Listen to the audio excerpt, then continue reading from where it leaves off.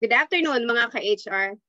Magandang hapon sa lahat. Medyo dito po sa Cavite, sa Imus Cavite ay medyo maulan. How about po sa ating mga kasamahan dyan sa ibang parte ng Cavite, Laguna, Batangas, Rizal, and Quezon? Ngayong hapon po na to talaga namang sisiguraduhin po namin na lahat po tayo ay may matututunan mula sa ating speaker.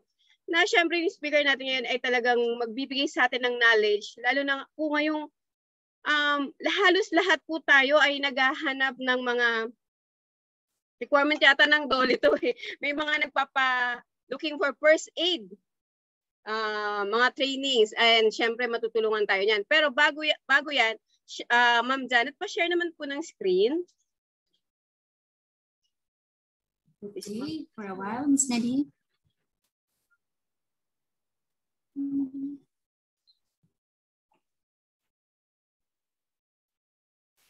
Sorry, I can't seem to find for a while. Okay.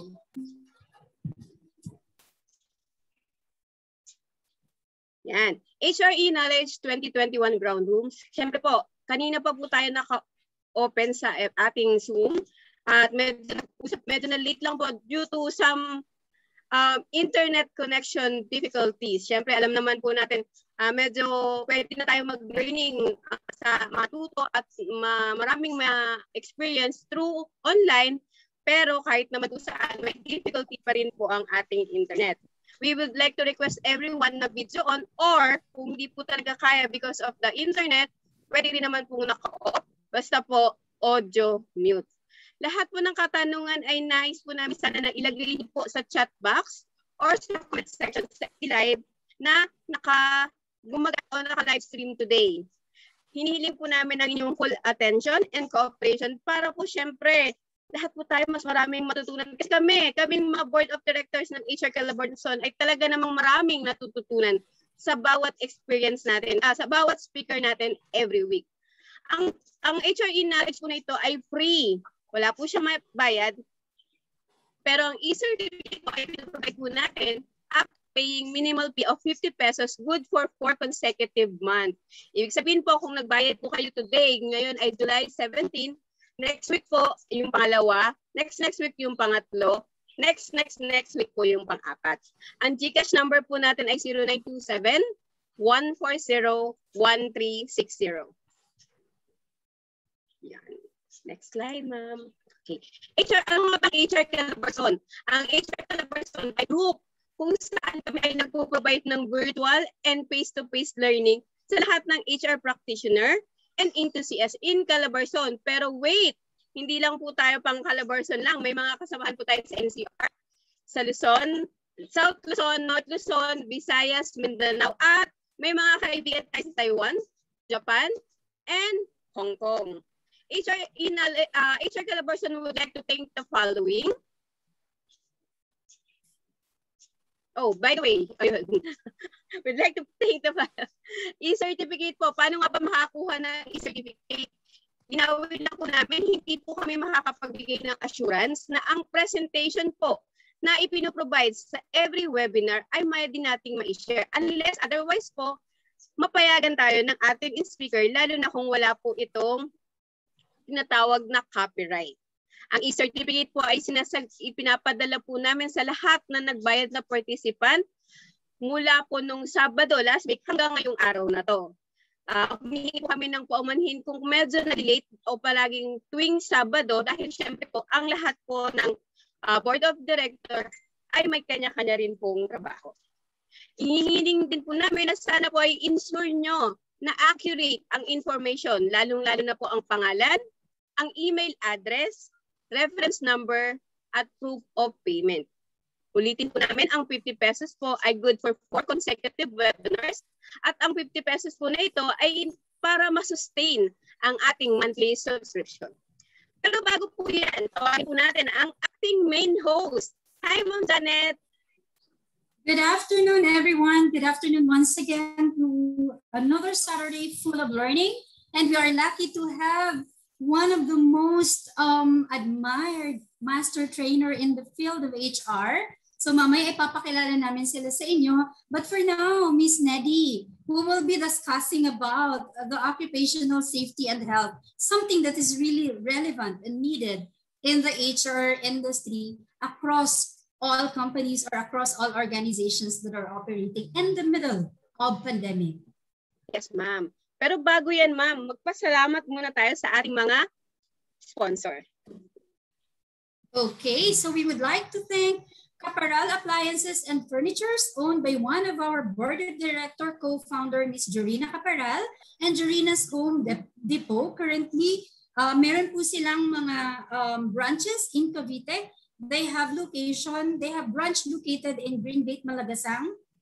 And we would also like to thank Bricks Power, our the organization where I belong. We offer HR, IT, administrative services, and consulting services to all companies who may need these services enlisted in our ads. We would also want to thank Sabon Factory, De Calidad na Presyong Pangmasa, complete cleaning chemicals for household needs. So thank you also to Grupo Vino Inc., suppliers of essentials, medical essentials highly needed during this time of pandemic. And of course, St. Peter Life Plan.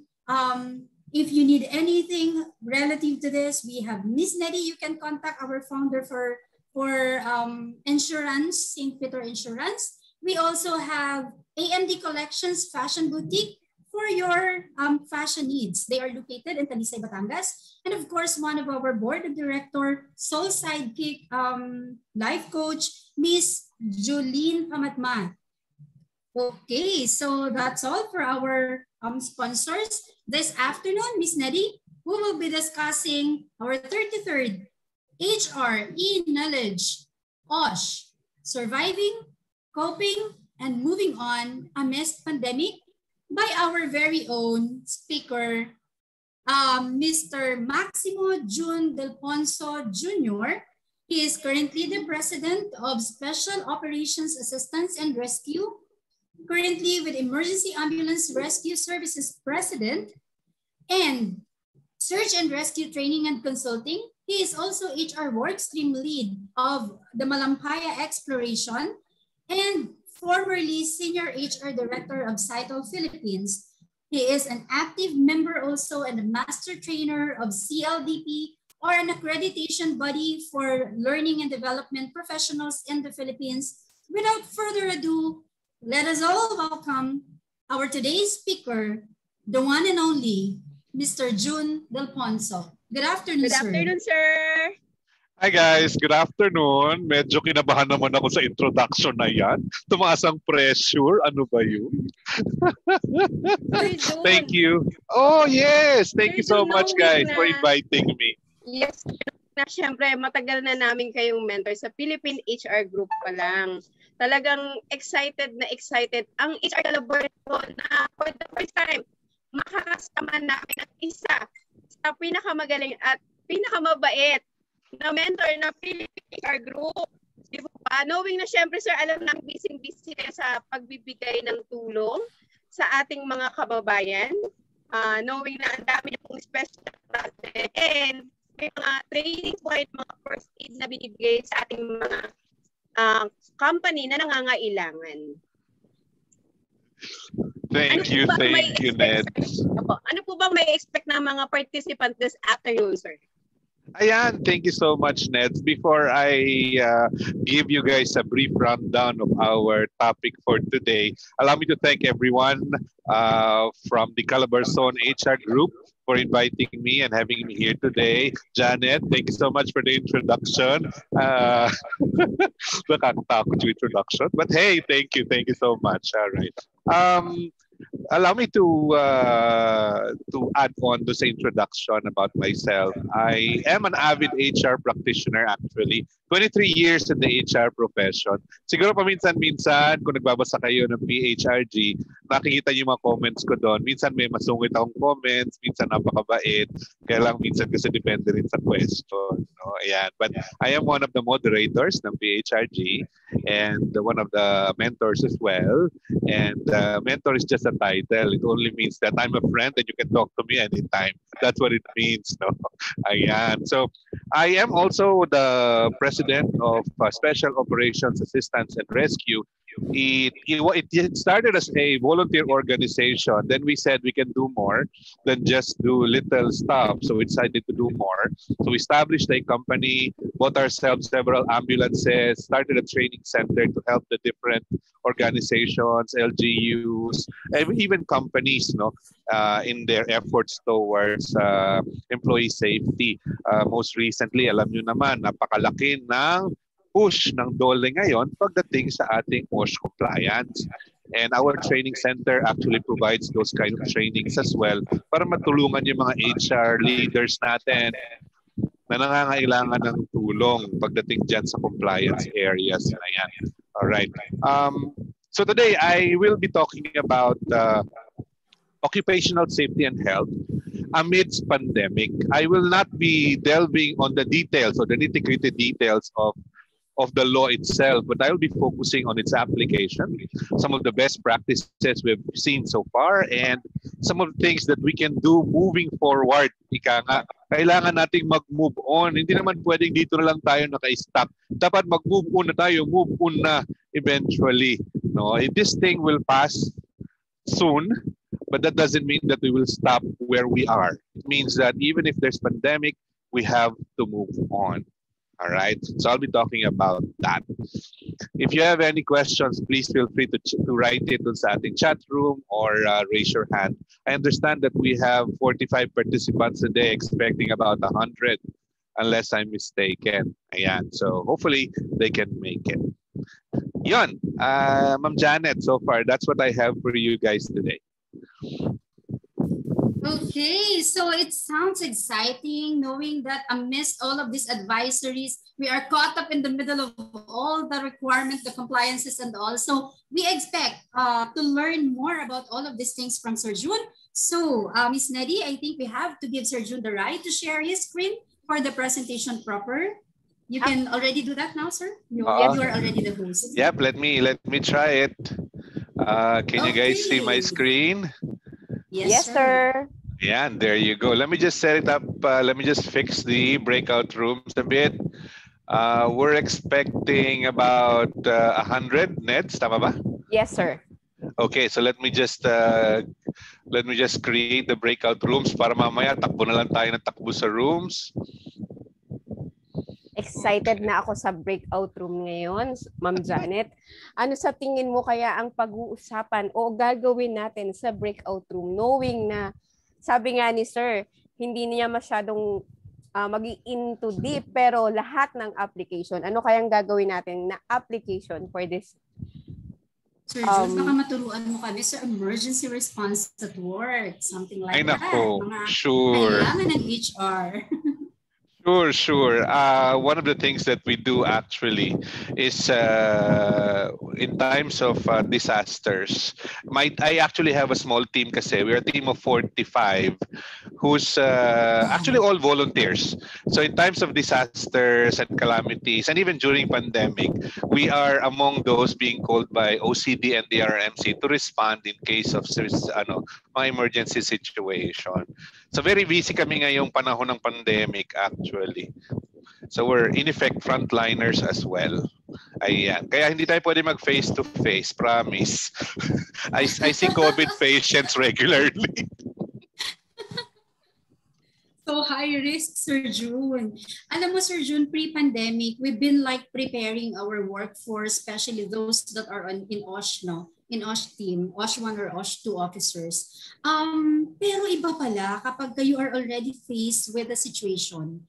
And I think it only speaks about preparation. It only speaks about the learning and how to apply those theories that you have been like being presented with. So I think it's really essential that from time to time, HR practitioners like our participants this afternoon will be able to hear something from the experts so they could, really apply the necessary when they are already confronted with a situation. You're absolutely right, Janet. No, prior COVID, if you look at the records of Dole, you will find a lot of companies that are not really, I would say, 100% compliant, no, because of certain reasons, no. But with the COVID coming into play last year, you will see that a lot of companies have tried to beef up their OSH practices. Kasi talaga namang tested tayo ngayong panahon ng COVID. Although I know some companies like manufacturing, construction, real estate, talagang regular ang test ng OSH dyan kasi high risk ang karamihan dyan, no? But with the pandemic affecting everyone, you can just imagine, no? I'm trying to imagine kung ano yung umiikot sa ulo ng HR natin. What am I going to do? So, when the pandemic hit last year, I was actually part of a huge organization of about 24,000 employees across the Philippines. I have 14 sites. I'm the senior HR director of that company. And can you imagine the challenge that we had, considering the volume of employees that we have during that time? 24,000 all over the Philippines. Yan. We have 5 sites up in Baguio, 4 sites down in Tarlac, 4 sites here in Manila, 5 sites in NCR, a couple of sites in Palawan, and other locations. So when the pandemic hit, that was the first thing that was a mandate given to us by the global and the local office, saying that we need to prepare for this. So bits and pieces, without violating confidentiality, I will be sharing with you some of the things that some of the steps that we have taken to prepare the 24,000 employees and the 14 sites across the Philippines. And I'd like to think that we are still blessed, and I'd like to think that the procedures and protocols we put in play are working, kasi the incidences that we had were not as high as we thought it will be. I guess wala namang company na hindi tinamaan, because we have a lot of employees living all over the Philippines, and you don't know, hindi natin nakikita yung kalaban natin eh. That's the problem with COVID, no? You don't see it, you don't know where it's coming from, you don't know where it is.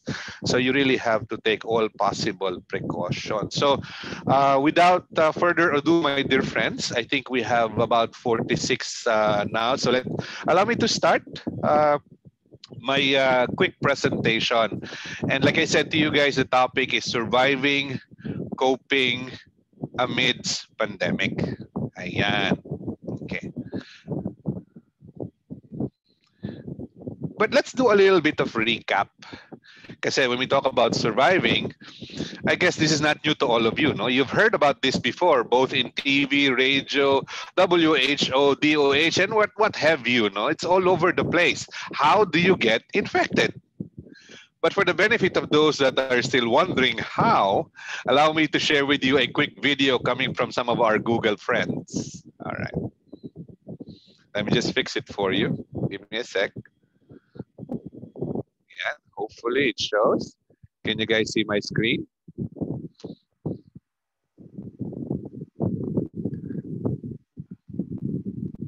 Ayan, hindi ko game yan, promise. Ayan.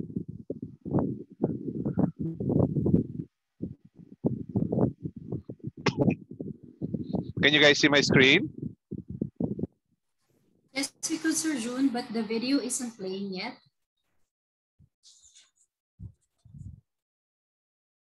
Oh, na-mute si Sir Jhun. Sir, Can you guys see my screen? Still black, sir. Ay, black. Bakit kaya? Okay. How? Okay. My screen sharing daw was paused. Bakit kaya? Resume share. Okay. Can you guys see my screen now? Yes, sir.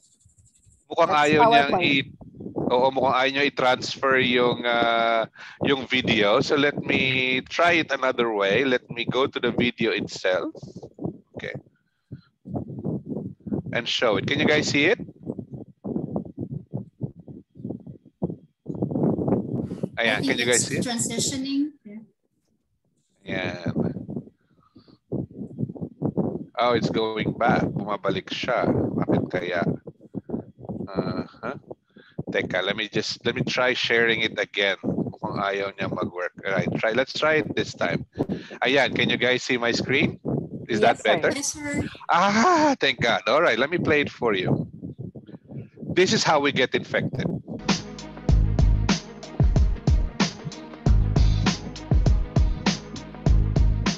This is SARS-CoV-2. It belongs to the family of coronaviruses named for the crown-like spikes on their surfaces.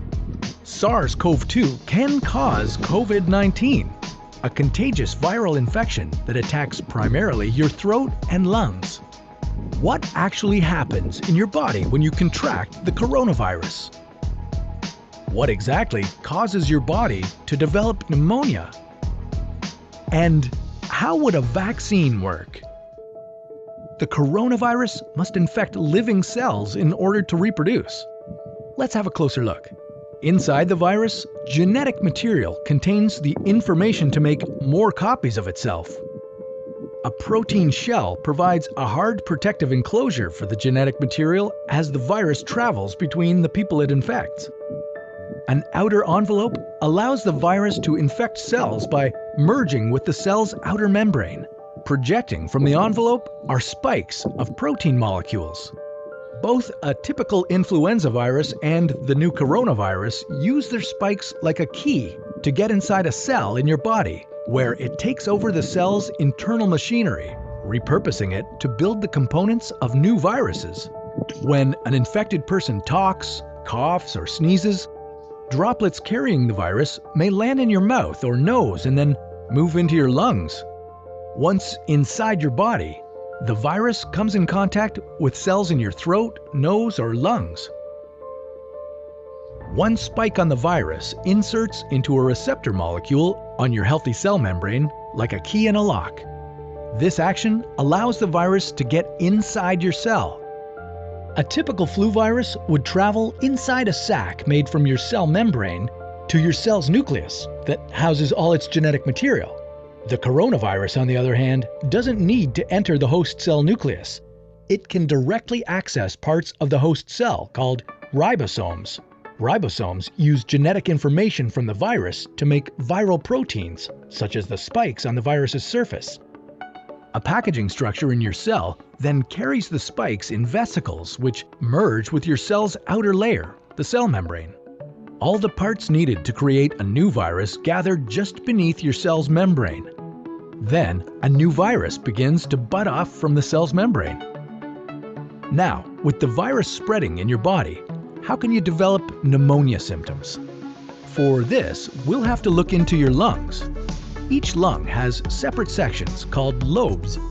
Normally, as you breathe, air moves freely through your trachea or windpipe, then through large tubes called bronchi, through smaller tubes called bronchioles, and finally into tiny sacs called alveoli.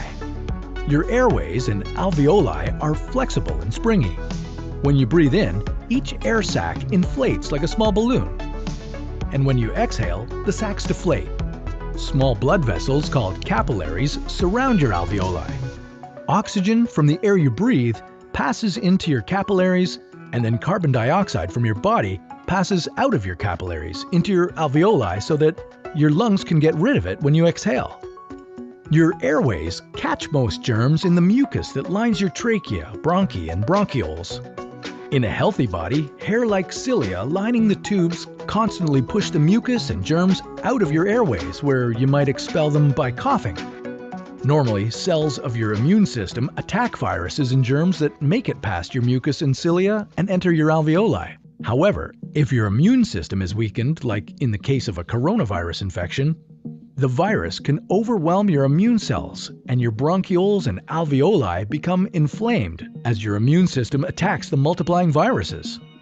The inflammation can cause your alveoli to fill with fluid, making it difficult for your body to get the oxygen it needs.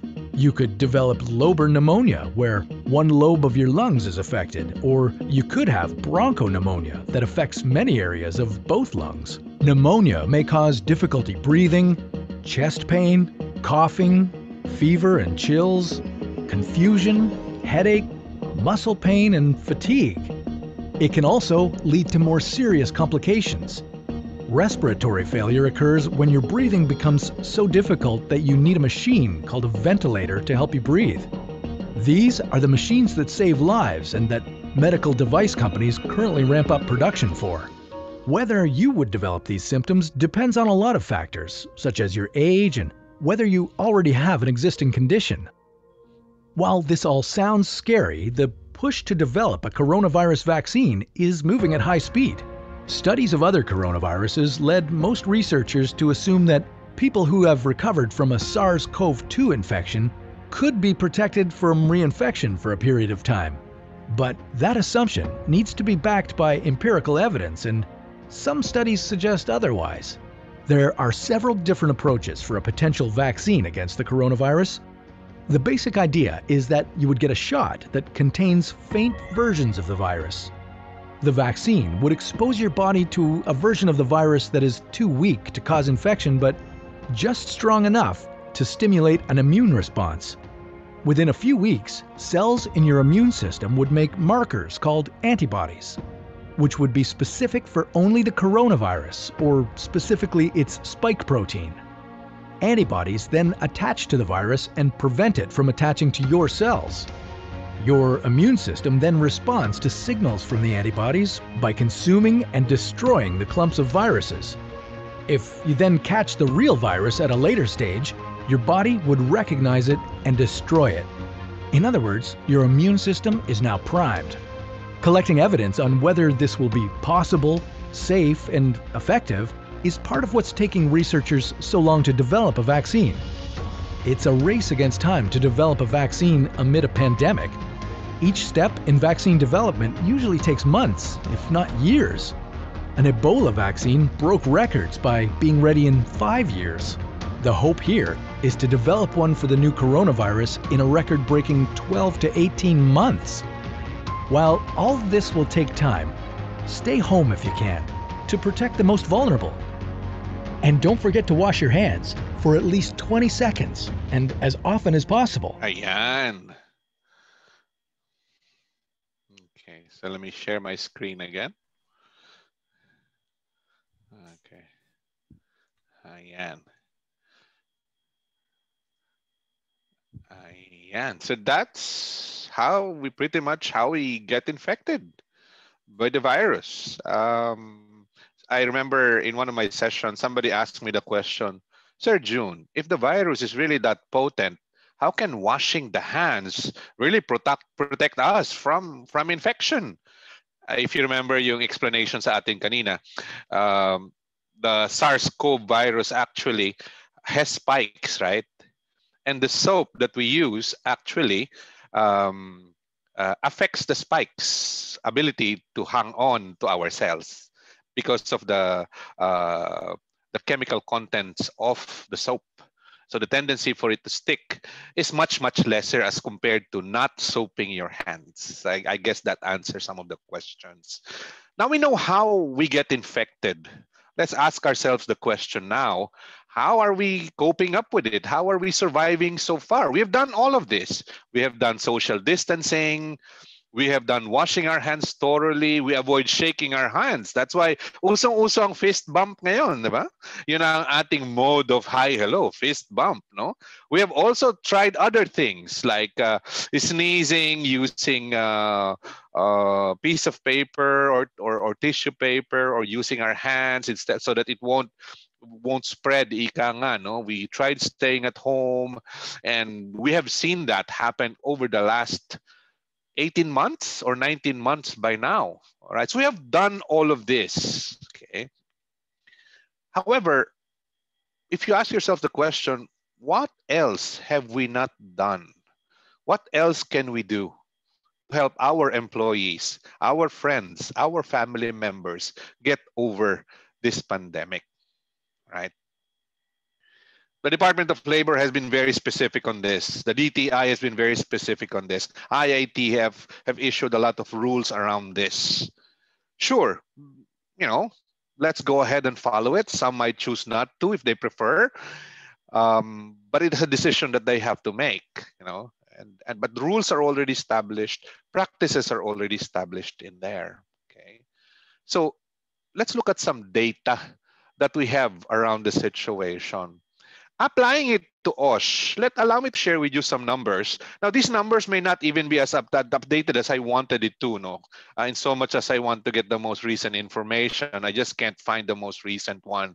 However, looking at our workplace today, let me share with you some numbers that pretty much speaks about the value or the importance of occupational safety and health. According to to a study or data coming from ILO, they're basically saying that around 6,000 people die every day due to work-related accidents. Okay. Now, this is a global number, not just Philippines number, right? Let's look at the Philippines in this case. Okay. This number is coming from ECC, basically. Medyo late na yung number, but it gives you an idea as to what the situation is. What ECC is saying is 347,310 work-related sicknesses, injury, death claims since 2000 to 2010. I didn't realize ganun siya karami. Did you guys know na ganun karami ang mga claims due to work-related illnesses and accidents? Average of 1,441 and 99 cases per year, or 386 cases per day. Okay. But this is 2010. I don't have the most recent one. I was looking for it kanina. I can't find the most recent one. But if you look at the numbers here, I guess these numbers are staggering. Can you really believe that there are 386 work-related accidents daily all over the Philippines? Nakakagulat, no? Although 386 is a small number, can you imagine the impact of these accidents or deaths in the lives of our employees? Can you imagine the impact of that? Okay, let's look at some more numbers here. Okay. Wait, can you guys see my screen well? Yeah.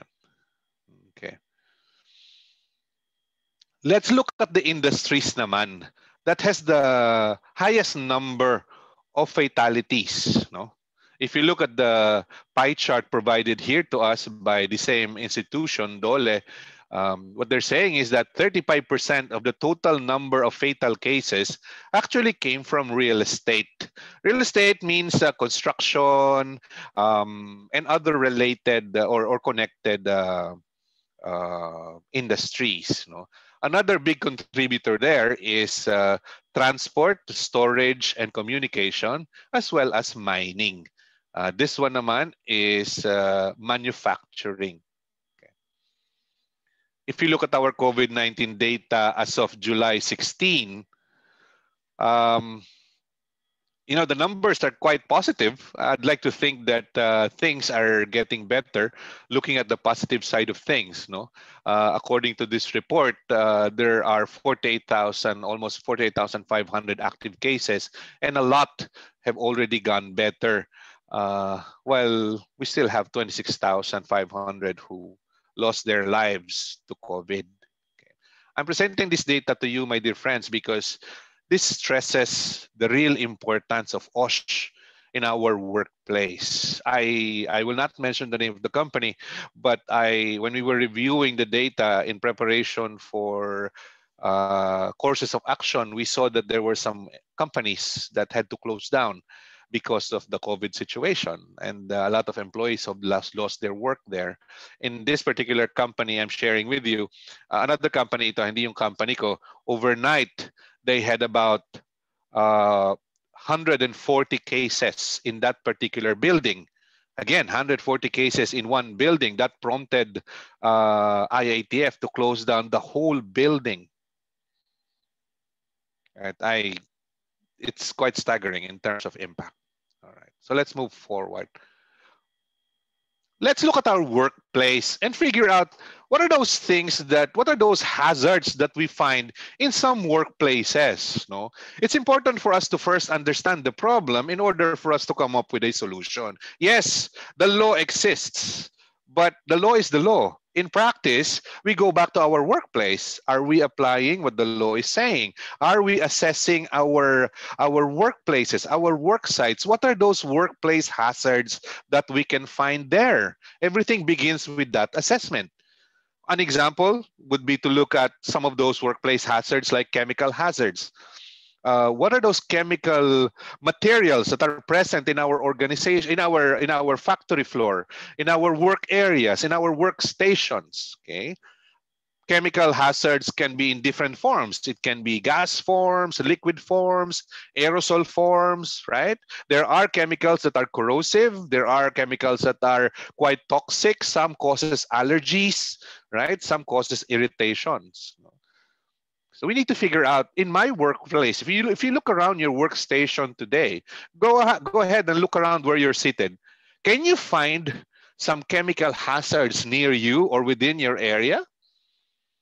I can definitely find one. I see a bygone aerosol right across where I'm sitting. So it's just right over there. So I will ask later on, why is it that there is a poisonous aerosol in the office? It's not in the storage cabinets for these types, right? So look around you. In your homes, you can find some of these already. In the workplace, more so. So look at those. Also, look at some physical hazards. Okay? Some physical hazards like noise. Is the temperature too high or too low? Is there pollution in the area? Are there emissions coming from the machines and going into the workplace instead of it going to where it should go, like air filters and all and the like, no? What about vibrations in your workplace? Biological hazards, naku, since we're talking about COVID. My question to you, my dear friends, is up to what extent have you taken, or what steps have you taken to protect your workplace, or at least minimize the possibility of infection in your workplace? What have you done so far?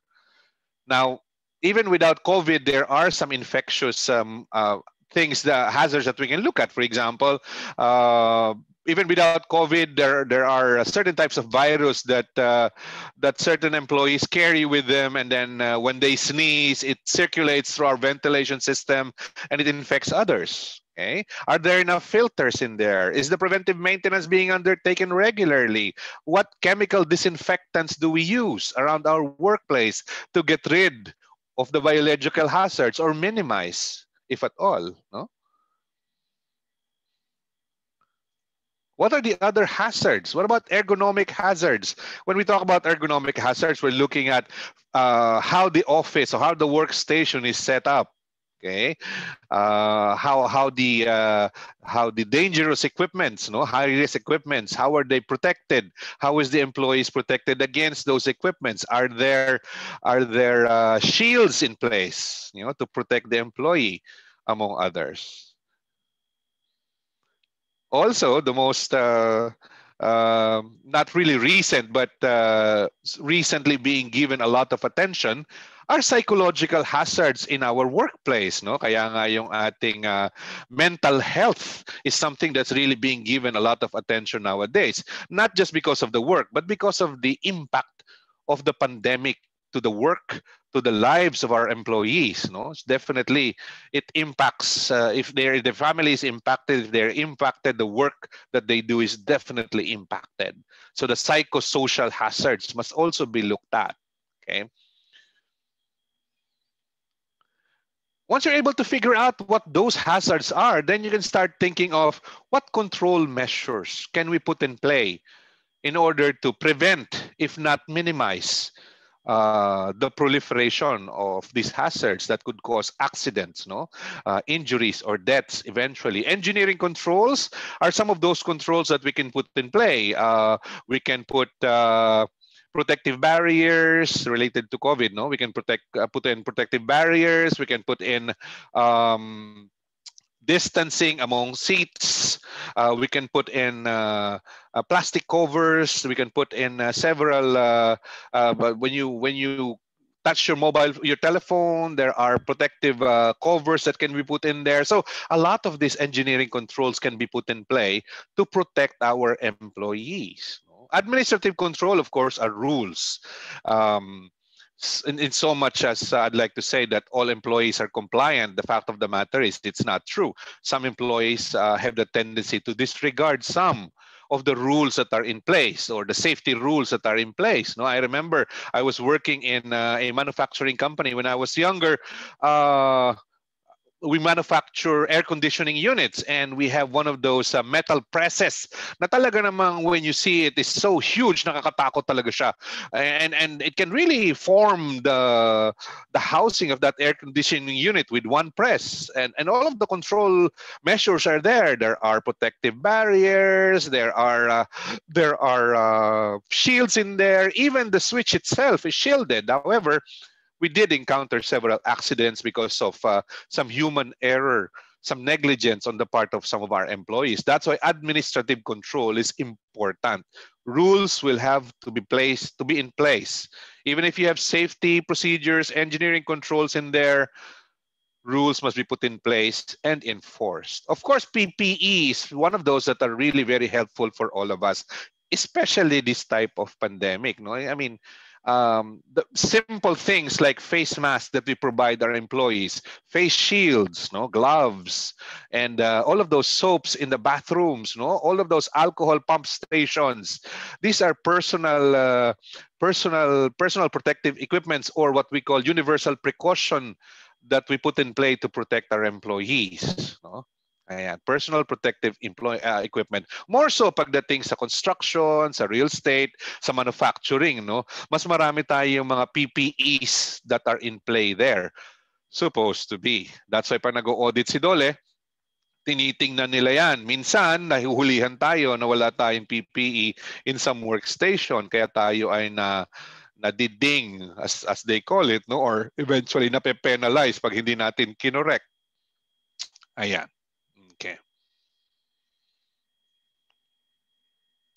Teka, let me just hide this at ayaw niyang mawala. Ayan. Okay. Let's now look at some office or workplace safety practices. Okay. For some of you, this is really basic.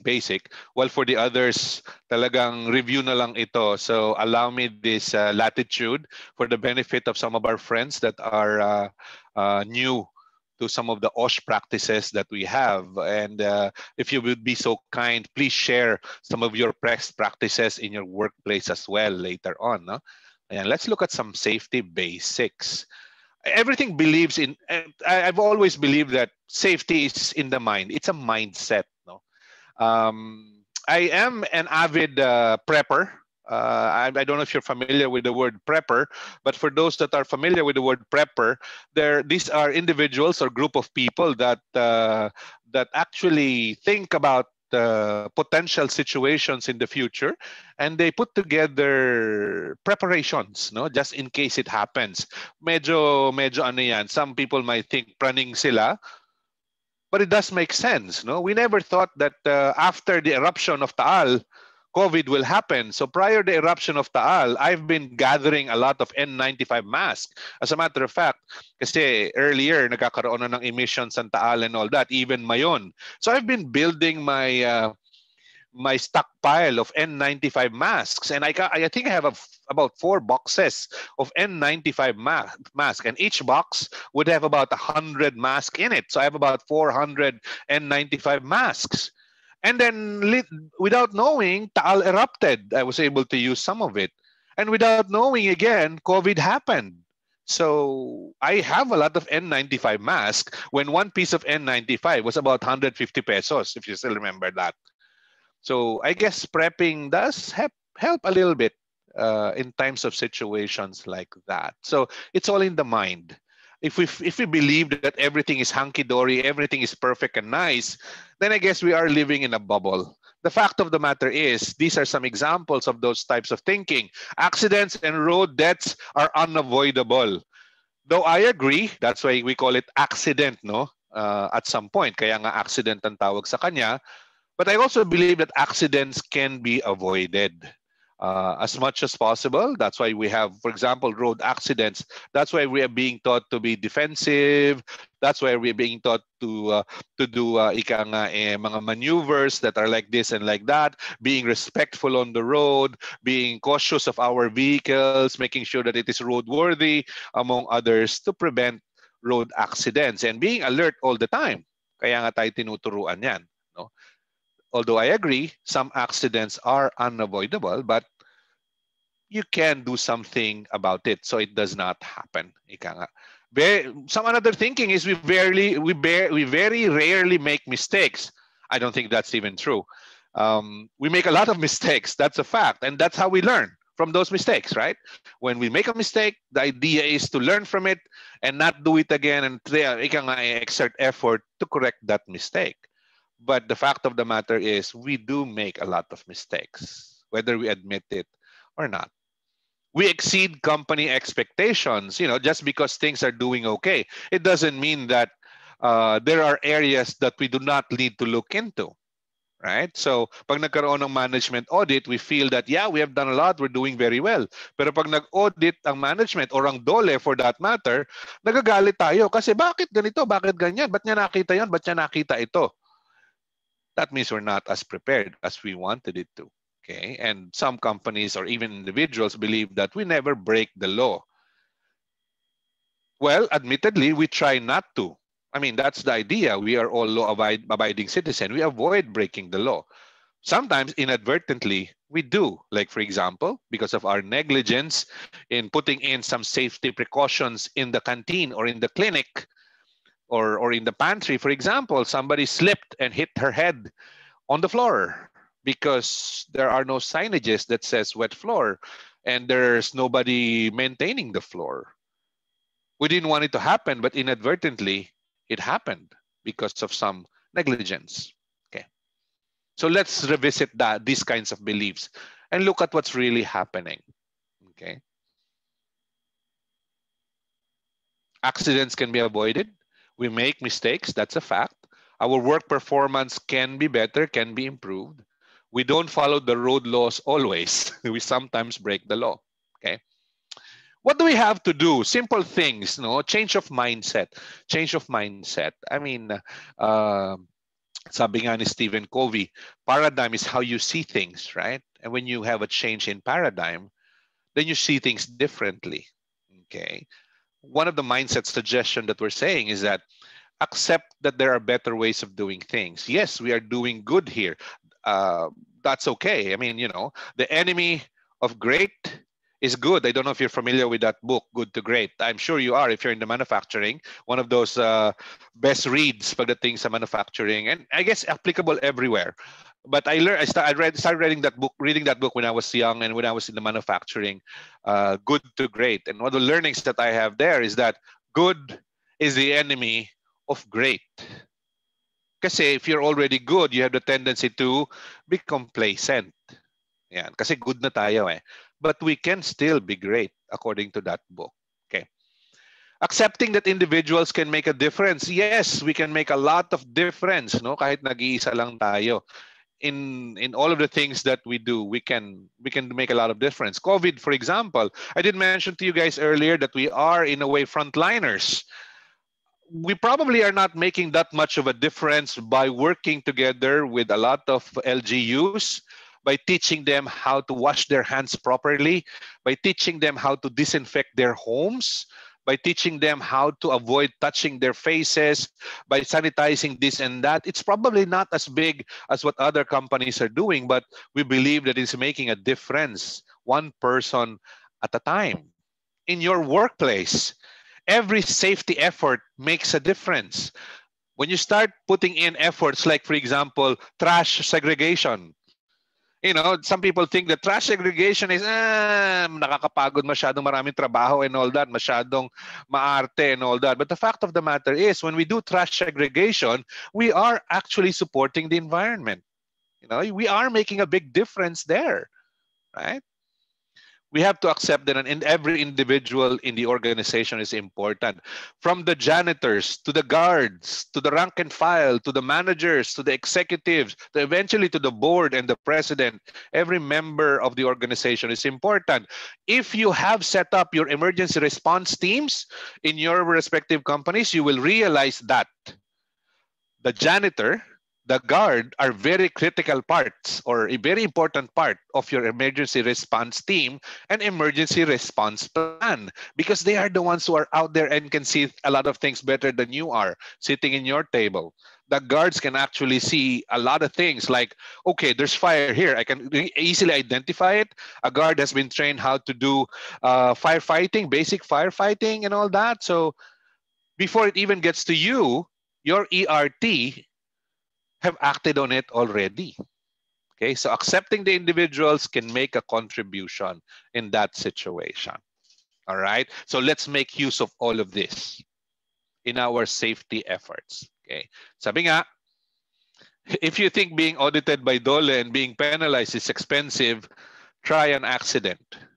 I mean, can you imagine how much we're paying on a regular basis on accident insurance alone? Premiums alone? If you don't have one, can you imagine the impact or the cost of that accident? Let's say, for example, in your workplace, may naputulan ng kamay dyan na worker and wala kayong accident insurance and you're not religiously paying statutory requirements. Can you imagine the impact of that to the employee? And can you imagine the cost of that to the company? So if the labor standards are costly, try an accident, which I totally agree. Okay. Can you see your office in this picture? I hope not. I mean, I'm sure you can identify a lot of hazards in here, no, in this picture. If you can see your office in this picture, then I guess it's high time for you to start looking around and identifying what those hazards are in your workplace and coming up with either one of the four that I mentioned to you about earlier about engineering and all that, or those that apply to you, depending on your need. Okay. Do we have a question in the chat? I think we're gonna pull all the questions together for later, Sir Jhun. Okay, sureness. Okay, let's move forward. Again, for the benefit of the newer ones, for the others, it's more of a review. Let's look at workplace safety. I hope my PowerPoint works. Okay. There are certain considerations when we talk about safety. And one of the things that we always talk about is our legal obligation. Kasi DOLE audits us eh. Other third-party institutions audit us. If you're ISO certified, then the ISO company audits us. So we have to put in safety procedures. We have to be compliant with OSH because it's a legal obligation. Yeah, it is, right? It is a legal obligation. We don't want to be penalized. We don't want to be in trouble. Yeah, sure. But that is just one aspect of it. Remember, legal obligation in itself is just one. What about your people obligation, right? I mean, your social obligation. So let's talk about it one by one. Having a good, having a good OSH practice in your organization definitely will help provide you, a safety net pagdating sa inyong legal obligation. That is good. That's one strategy. Like I said to you kanina, what about your social obligation to your employees? Diba? Kasi empleyado mo yung na-aksidente sa workplace eh. Diba? So having a good OSH practice in your organization actually gives you a greater strategy. Kasi your employees will love you for it. Kasi you know that you care for them. They'll know that you look after their welfare. They know that you're putting in all of these OSH practices for them, for their protection, for their safety, for their lives. At the end of the day, as HR practitioners, my dear friends, although we are not the only owner of OSH in the organization, it has to be an organization-wide ownership, right? As a matter of fact, in some companies, the head of the OSH committee is no less than the president, right? In some companies that I have seen, right? Because the bigger picture is really our employees make our business work. They are the backbone of our business. Without our employees, it will be very difficult for us to function. Although some companies are quite technical already, quite mechanical already, you still need people to push certain buttons and do their role in the organization. There's a better strategy is really looking after the welfare of our employees through our OSH practices to save lives, to protect them. Okay? So in this particular slide, we're saying that relationship between management, labor, or employees, by putting in our good OSH practices, pagdating sa public naman, if you have zero accident and if you are seen by government institution like the Department of Labor as a company that's compliant and is doing its best to protect its employees through the OSH programs, among others, then that is good reputation for your company. Sino ba naman na gusto mag-work sa isang company na mataas ang accident rate, di ba? Nakakatakot naman yata yun. Pupunta ka sa isang company tapos ang accident rate nila in a month of the total number of employees nila na 300, about 10 or 20 have met an accident. Medyo nakakatakot naman yata siya. So having that good OSH practice provides public affirmation and recognition for your company, and at the same time future employees will see that this company is very good at protecting its employees. Thereby, at the bottom of all of it, mas maganda ang bottom line mo. Kasi zero accident ka, ang attrition mo ay mababa, walang masyadong resignations because they're happy working there. Then at the bottom of it all is good profitability. Yeah. If things are done right the first time and every time, we have a safe operation, but also an efficient, productive, cost-effective operation, according to Deming, which is the father of TQM. I hope I was able to give you guys a good overview of practices in OSH that makes sense, no? I mean, if you really look at occupational safety and health, it's really just good common sense. No? You realize that there are hazards in your workstation. You put together action steps to reduce or remove those hazards and maintain those in order to sustain. Very practical. Okay, but don't get me wrong. There are rules, of course. Okay, so what have we done so far from an OSH standpoint? And in supporting our employees, the number one priority, one of the best practices I've seen, the number one priority of the company is really compassion and empathy for its employees. That's their number one priority. Allow me to share with you some of the things that they have done. Baka nagawa na rin ng karamihan sa inyo ito, no? So good job, my dear friends. For those who haven't, maybe it's something for you to think about, okay? Here are some of those best practices I've seen in relation to COVID na tayo, okay? Some of those companies I've seen have provided opportunities for their employees not only to prevent it, but also when they are in the situation talaga that they are showing symptoms and they're experiencing COVID-19 already, then they have provided 24/7 clinic coverage, teleconsult, HMO, among others. That could help defray the cost of their hospitalization, at least cover certain amount of those costs, no, to help those employees get through the problem. Okay, constant and frequent communication appeared to be one of the best approaches, no?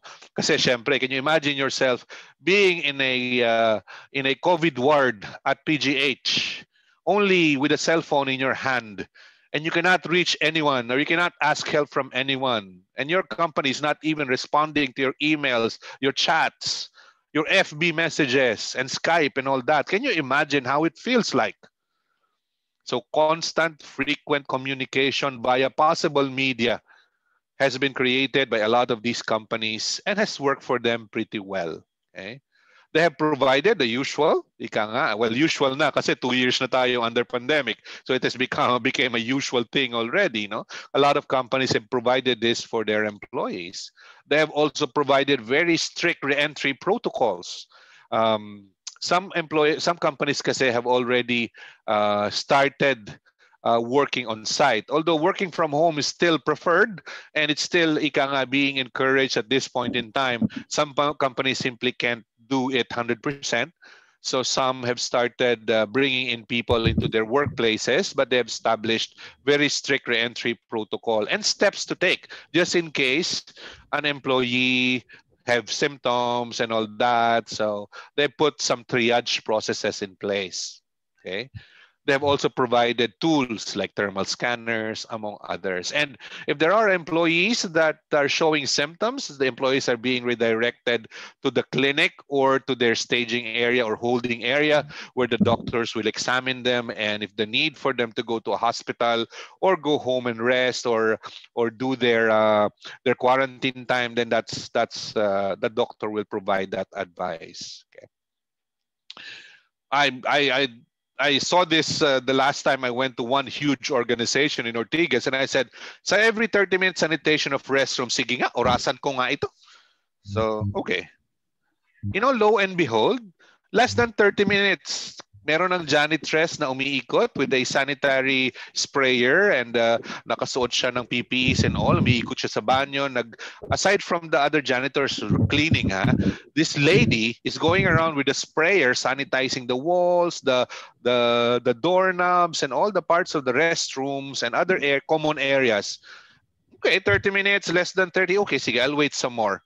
Lo and behold, even before 30 minutes, ayan na naman siya. Okay, then in that case, okay, so it's a practice pala, hindi lang siya for show. And then meron siyang piece of paper doon na chine-checkan niya every time dadaan siya. And there's a supervisor that goes around. Oh, okay, nagawa. Oh, bakit hindi ka umikot nito? Oh, bakit, you know, there are procedures in place. Okay. Well, you all know this. The health check has been given. I've seen some companies who provided isolation areas then for those employees. And I was like thinking, yung isolation areas ba nila ay mukhang tent lang? So I went into one of these companies and meron siyang isolation area. And nung nakita ko yung isolation area, hindi siya tent lang. When you're in the isolation area, napaka-comfortable. As a matter of fact, may sofa doon, may mga drinks doon, may fruits doon, something, you know, to pika-pika while waiting. It's not as okay. Sabi ko, I thought isolation tents are like, you know, just tents. But in this case, it is an isolation area, but there are some features that was given for the employees to enjoy.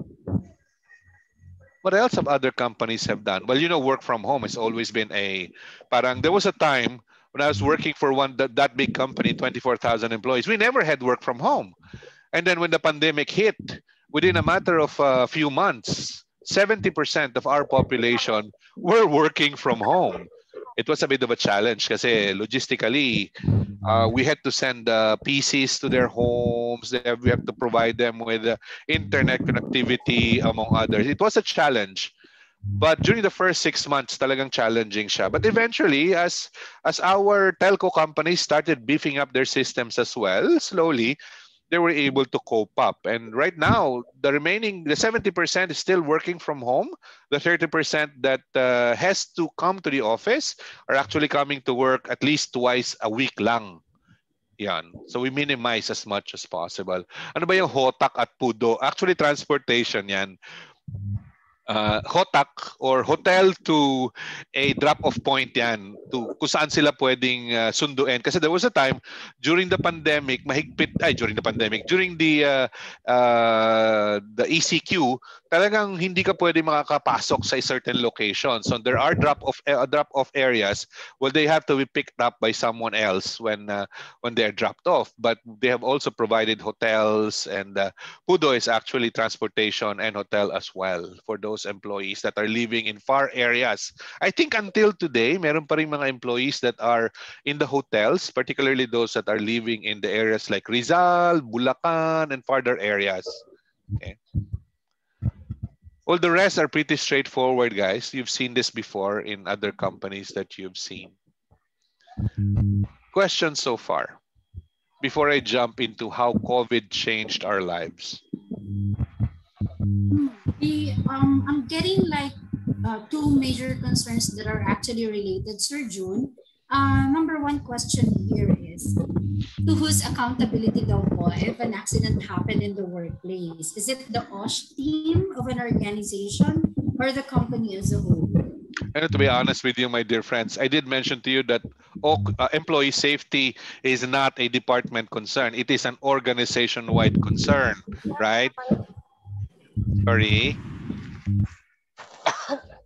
Okay, tuloy. Sorry. Okay, So, all right. So if, for example, the accident, although the Health and Safety Committee or the OSH committee is, of course, the frontliner, right?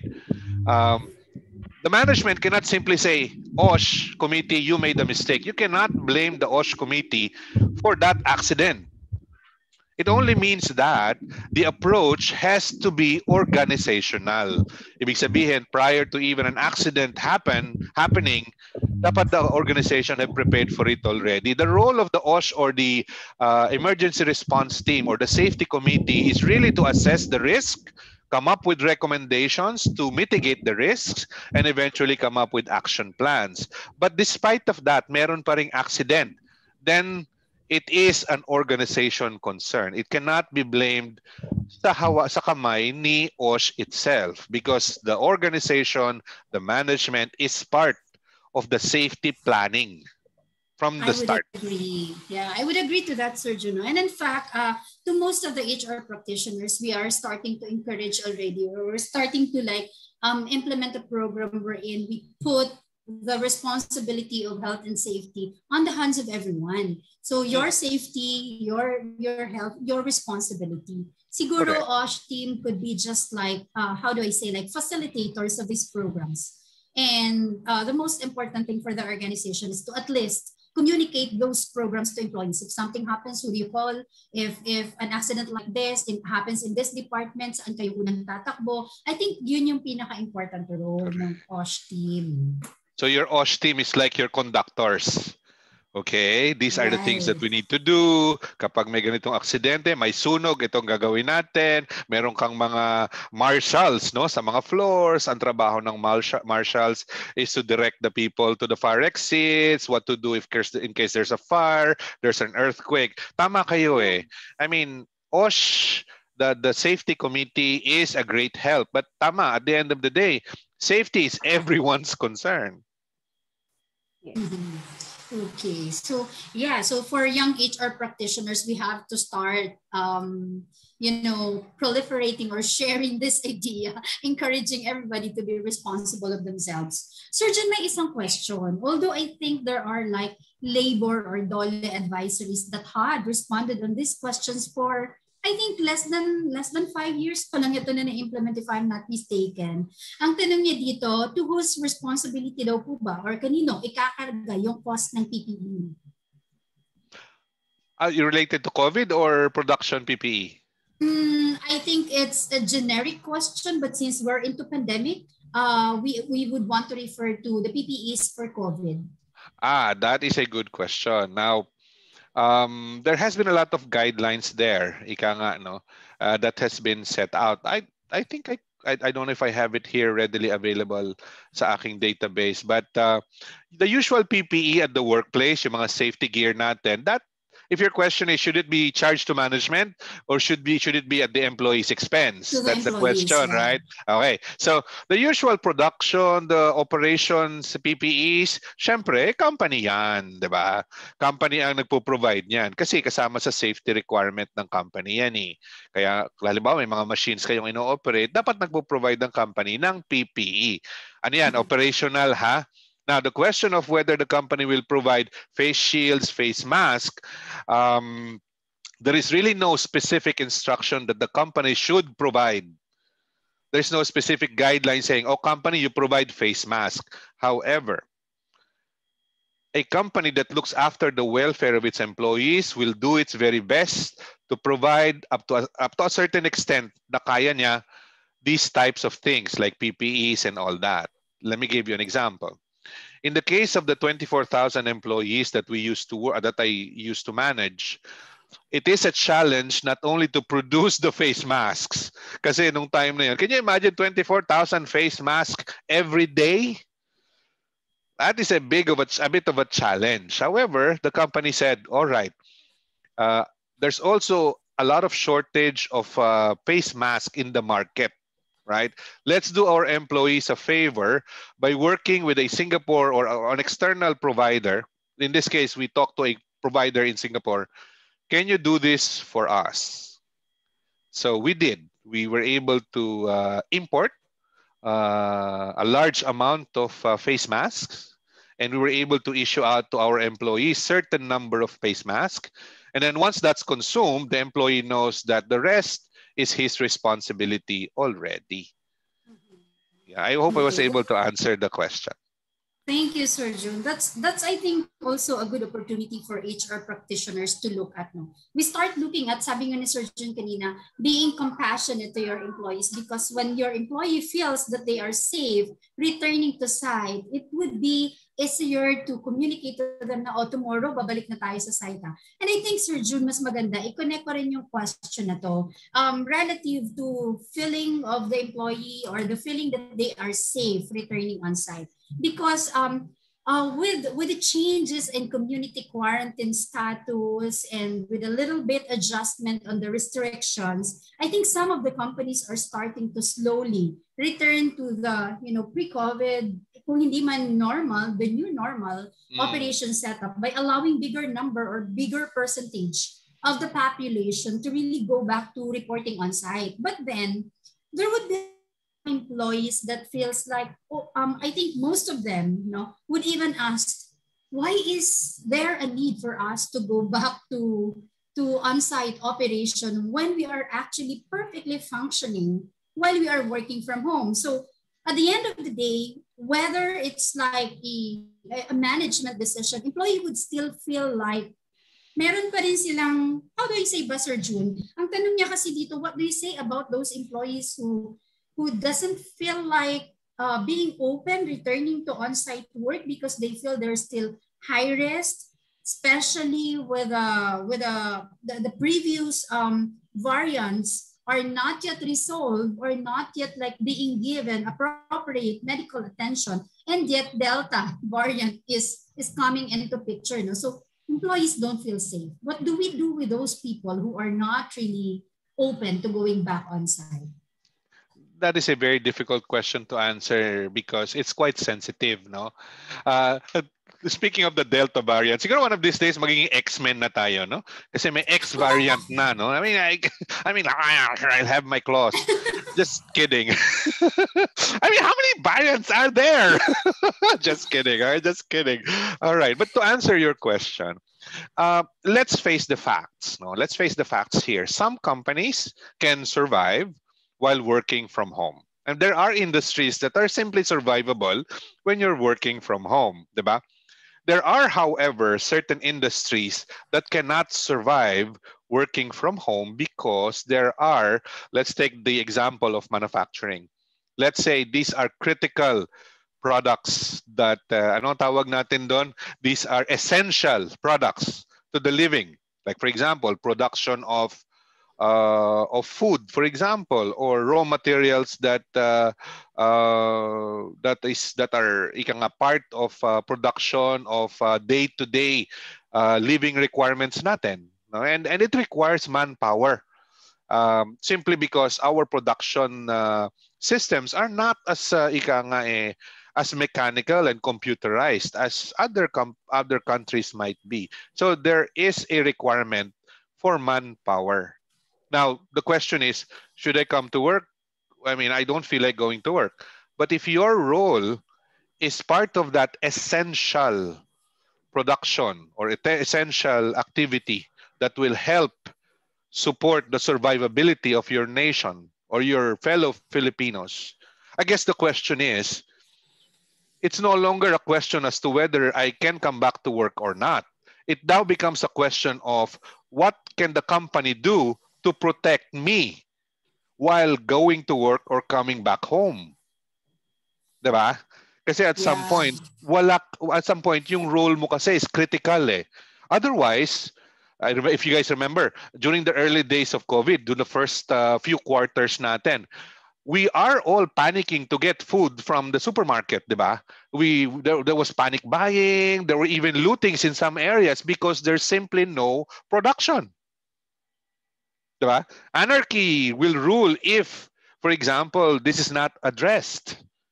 Now, I do understand. It's kind of scary. Kasi syempre, baka yung katabi ko sa jeep, meron yan, malay ko ba? Diba? Hindi naman natin alam. And it's really, really scary. So the question now is, what will the company do to at least minimize my risk or protect me while commuting back to work or going back home? I guess that's the better question. Because going back to work, like I said, for some companies that are really essential, is unavoidable. Otherwise, there is a huge, significant impact to the society. I remember a lot of friends working with Pure Foods. They were like saying, kailangan na bumalik kasi essential yung mga pinoproduce namin na food eh.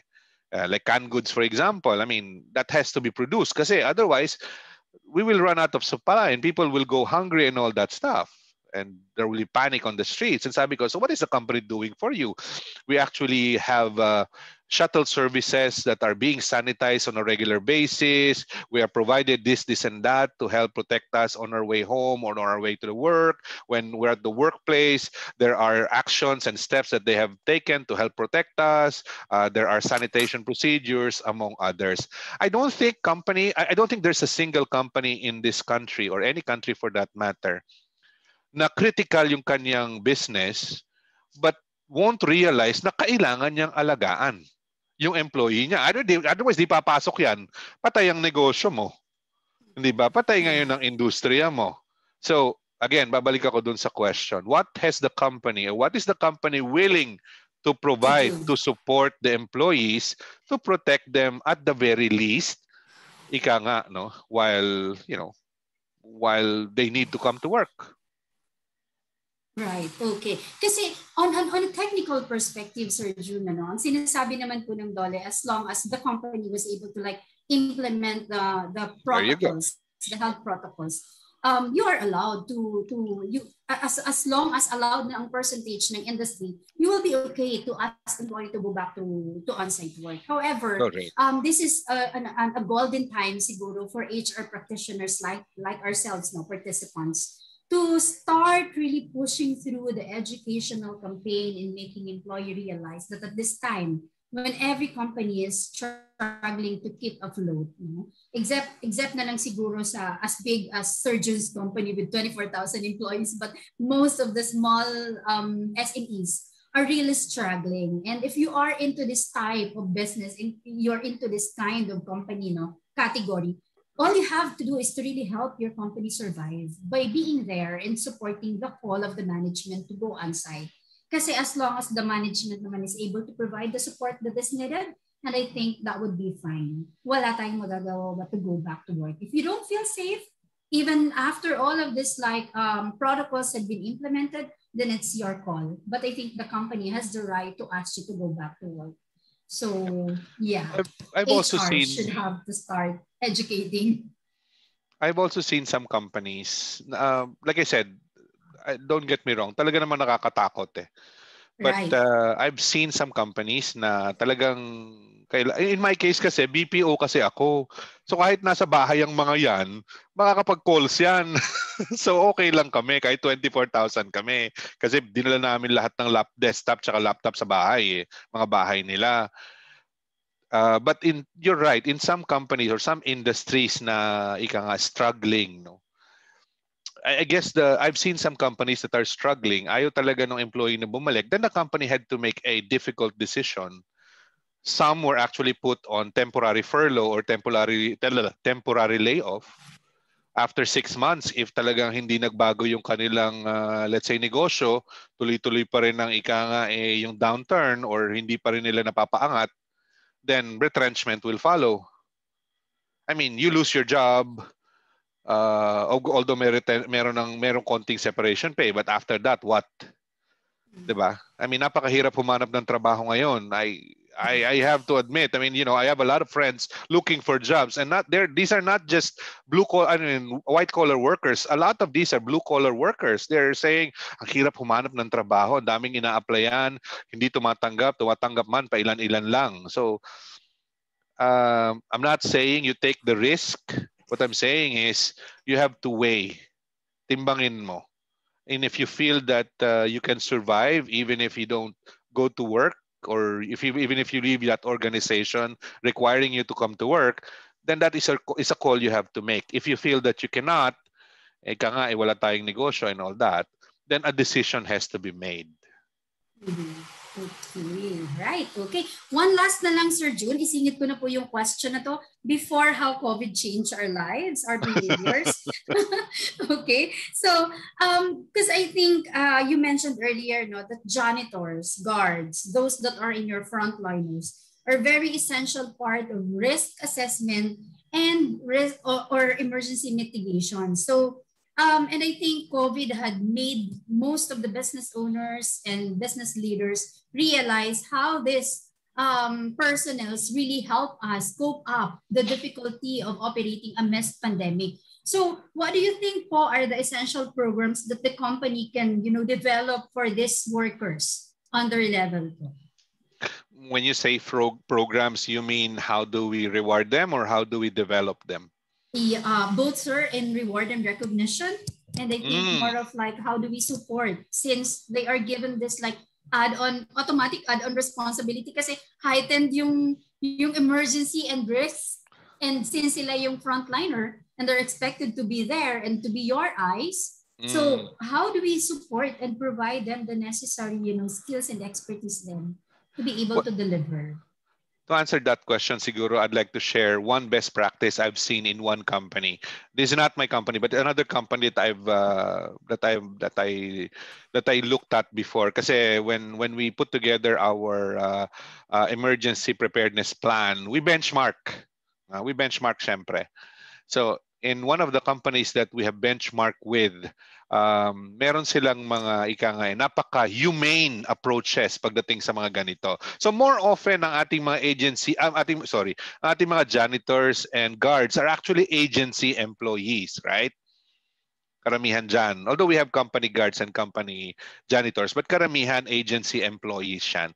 This particular company, ang ginawa niya, kasi alam niya na yung guard, well, it's required kasi he will have to guard the premises, right? So, in this particular company, ang ginawa nila ay, short of saying that there is an employer-employee relationship, ang ginawa nila ay, they have actually provided a lot of assistance, not only to the guard, but also to the family of the guard.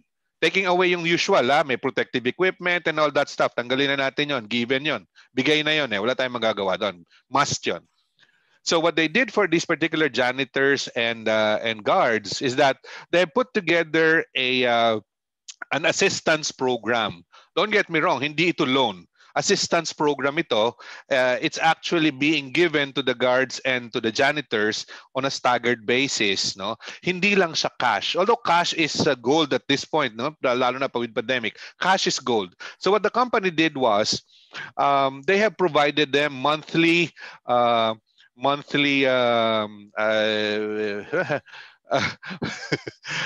nga ba ito? Sorry.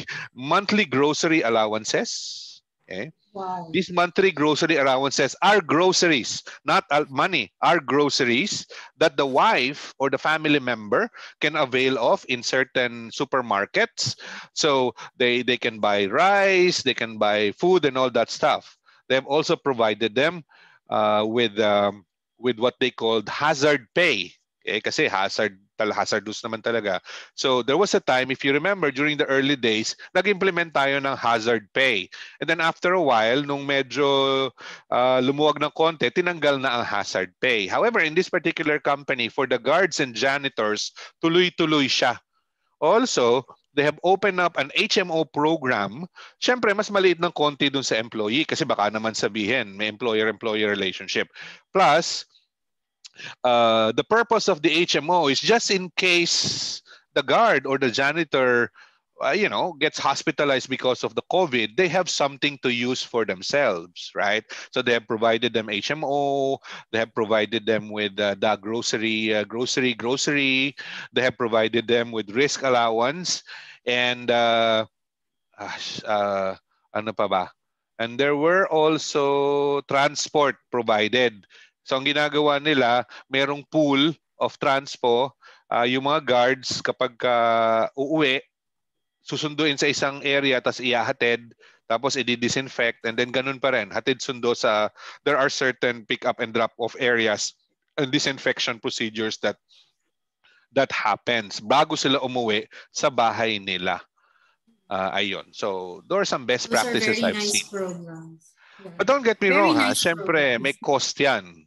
May cost implication yan, particularly sa company. But if the company is struggling, medyo challenge. But if the company is really concerned about protecting their interests, no, kasi property and also protecting their people, then these are, ika nga, magkano lang naman yan. Hindi naman ganun kalaki yan. Eventually, when COVID, ika nga, bowls over, then you have very loyal people under your wing.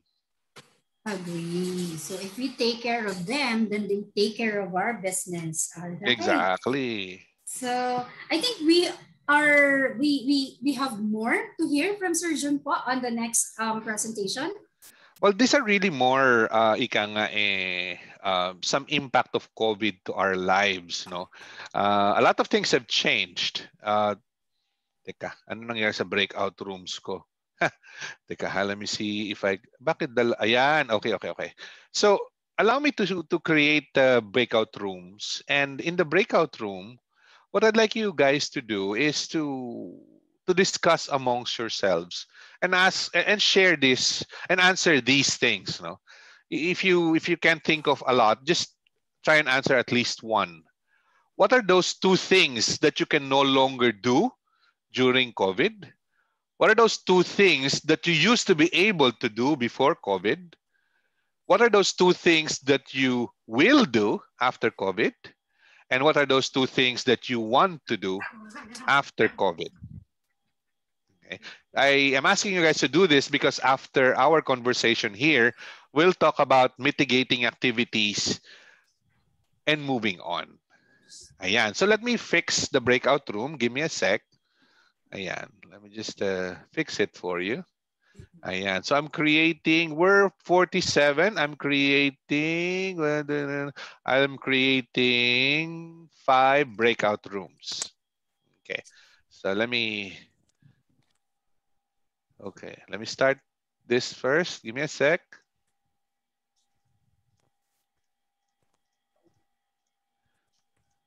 One, two, three, four, five, six, seven, 8. Okay.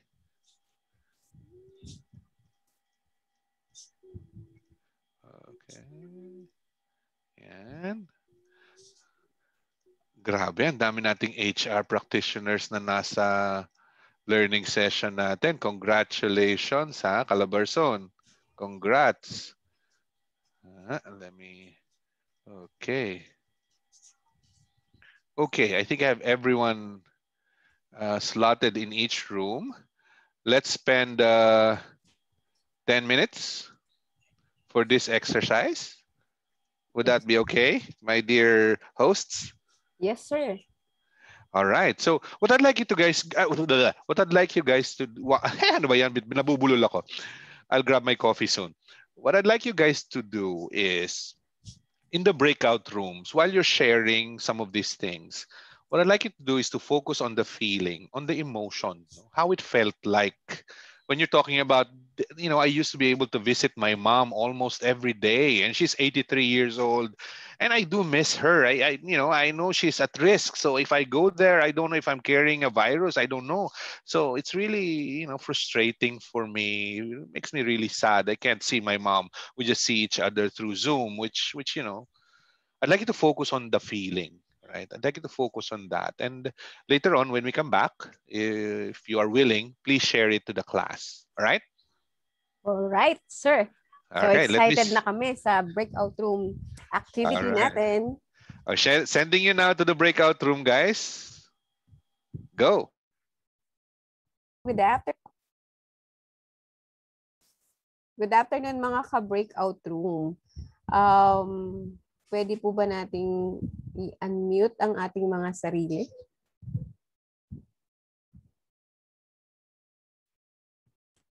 Ma'am Seni, Ma'am Rosel, Ma'am Rodora, Ma'am Raxby, Maylene, Rhea, yan. Pa-unmute na lang po.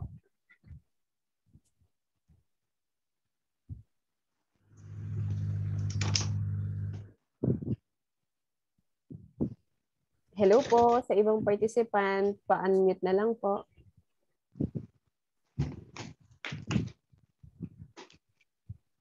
Ma'am Rodora, di ba ang unang tanong is two things that you used Hello, yes, ma'am.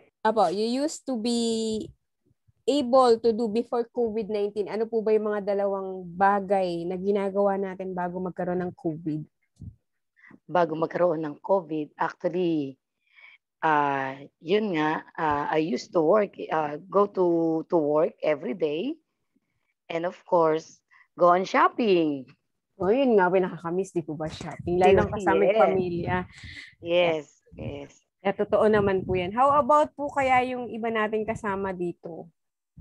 Ako ang talagang na-miss ko, ma'am, as yung bonding namin mag-ina.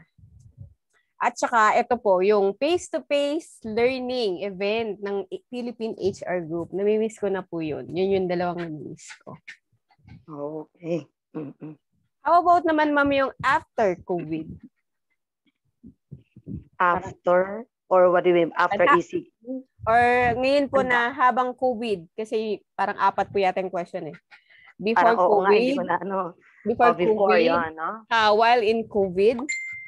And after COVID. Yung isa nakalimutan ko. Teka. Yun na. Yung during COVID, wala, nasa loob lang ako ng bahay. During ECQ, as in, hindi ako lumalabas. Dahil takot talaga ako. Pero actually, lalo na yung first time na nag-ECQ, talagang bawal lumabas. Bintana. Hindi ako talaga na takot ako. Opo. Yun. Ano po yung nagawa nyo noong panahon na yun? I just keep on watching TV, updating myself, listening to the news, yung mga updates lang ng about COVID, yung sa pandemic, yan lang ang ginawa ko. Kaya minsan pagka naririnig ko yung tunog ng GMA7, yung introduction nila, noon parang ninenervous na ako, pero ngayon medyo nare-recover na ako na ganon. Actually, ma'am, nung panahon ng ECQ, working po ako. I am working in a hospital institution.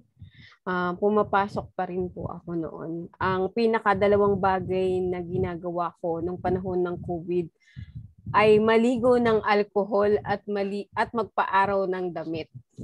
Yan po kasi ang sundo ko po ay ambulansya.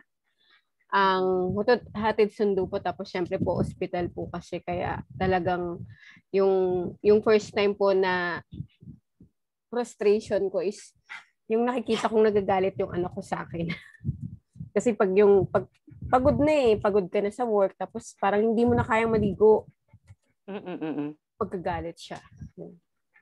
Yun yung frustration ko. Kailangan talagang maligo, no? No po. Yun. After COVID, siguro after COVID na ng ECQ siguro, sabi nila ni Sirs, ma'am. Actually, bago po matapos ang COVID, nag-resign ako sa hospital and I choose to work in a manufacturing firm na hindi ganun ka-risky kagaya ng sa hospital. Yes, kasi sa hospital, dahil basta hospital ka the more na in action ka, the more you are needed in the hospital, especially during times of COVID, no, in pandemic. Yes, ma'am. Kaya talagang required talaga kahit office ka, frontliners ka rin. Yes, ma'am. After COVID, ma'am, yun nga, nag-manufacturing ako. 2 things I do is, dalawa po, work from home and office pa rin. Yun po yung dalawang ginawa ko. How about you, Ma'am Roda? Rodora. Yes. After ECQ, ayun, pumasok na rin ako. Pumapasok na ako. Dati work from home yun eh, parang ganon. And then, ayun, nagre-report na ako, mag-report araw-araw, pero hindi naman ganun kahigpit na kung hindi ka makapasok, tawag ka lang. Kasi talagang 30% lang ang workforce noon. Parang ganun eh. Yes, Ilang certain percent lang. Kaya kahit hindi ka pumasok, okay lang din naman. Anyway, kasi ako naman learning and development ako. So, hindi ganun ka masyado. Pwede akong gumawa ng mga programs sa yun. Dapat pala, ma'am, sumasama ka sa amin sa HR Calabarzon. Anyway, ma'am, kung sakaling okay na lahat, wala ng COVID, ano po yung dalawang bagay na una niyong gagawin? Syempre, yung hindi ko ginagawa ko nung before COVID, yung lumabas, syempre yan nga, kasama yung mga anak ko. Excited na nga sila na after COVID, punta tayo dito ha. Yung mga gano'n na talaga sila. Do ngayon, inaaya-aya nila ako, hindi ako sumasama. Sila malalakas ang loob. Ako hindi pa rin. Nakarating na sila ng Tagaytay, mga gano'n. Sabi ko, naku, hindi, takot pa ako. Mga gano'n. Kaya hindi pa ako makakaalis din ng gusto. Kasi siguro kung nakakaalis man ako, work-related. Yung talagang kailangan, hindi mo pwedeng hindian. Opo. Yun. Pero for pleasure, wala. Matanong ko lang po, saan po kayo nakatira? Ako? Yes, Sa Manila. Manila. Talagang ang HR Calabarzon, hindi na lang pang Cavite, Laguna, Batangas na po. Yes. Ako po kasi taga Cavite po ako. Ang dalawang bagay na gusto ko pong gawin, unang-una po is magsimba. Magpasalamat na buhay pa yung buong pamilya ko. Hindi kami nagkasakit. Even though nagkaroon ako ng times na naging asymptomatic ako or may mga nakasalamuha ako na nag-positive. Kasi nga po, ganito tayong HR eh. Talagang, since I am the HR manager sa company namin, ako lahat ang naka-front. So, yun po yung unang-una kong gustong gawin. Kasi sorry po, may mga maingay mga anak ko. Lagpas 1 taon na po na hindi ako nakakapagsimba. And second po, bonding with my son. Makalabas kami. How about po kaya yung mga kasama natin dito? Sila Ma'am Seni, si Ma'am Maylene, si Sir Sik, at saka si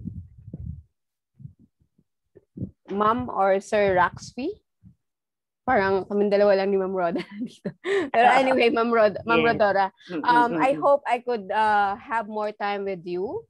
I wish to have you in HR Calabarzon kahit po HR volunteer or even malay niyo po problem. Tayo ng mga next itong August, learning and development po ang ating topic. By September, it's the first year HRE first year anniversary ng HRE knowledge. So marami tayong speaker. May international speaker din po tayo.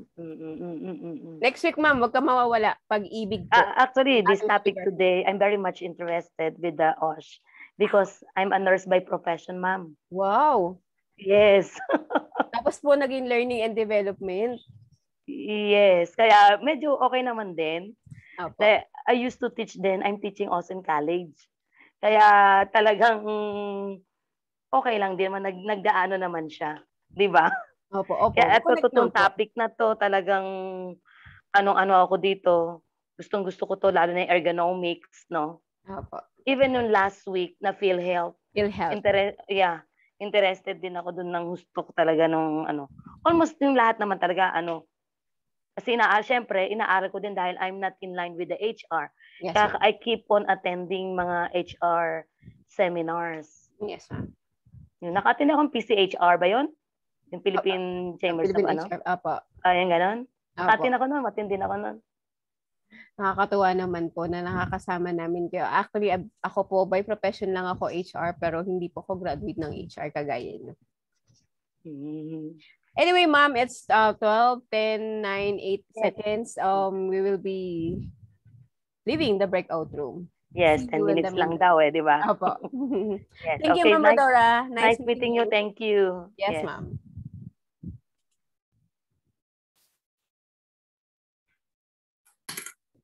Hello. Bumalik tayo. Ang bilis ng 10 minutes, no? Oo, kulang, Miss Neddy.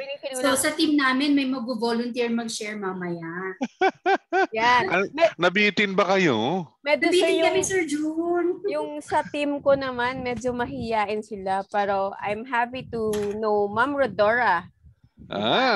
Yeah. Actually, yung mga iba is medyo talagang mahiyain sila, sir. Hindi sila nagsalita. O, diba? Naku, bawal sa HR ang mahihiyain. Yun nga po ang alam ko eh. Basta HR ka, hindi pwedeng mahihiyain kasi ang HR ay lawyer, doctor, nurse, all around, Nani. Cook. Nani. Ano pa ba? Cook, yan. Tama si Sir Jan.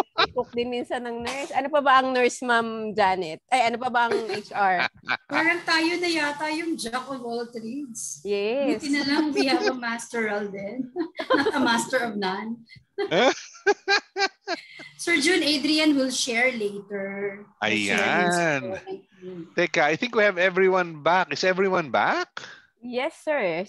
Pero 37 na lang sila. Baka hindi na bumalik yung iba. Baka hindi sila naka-leave.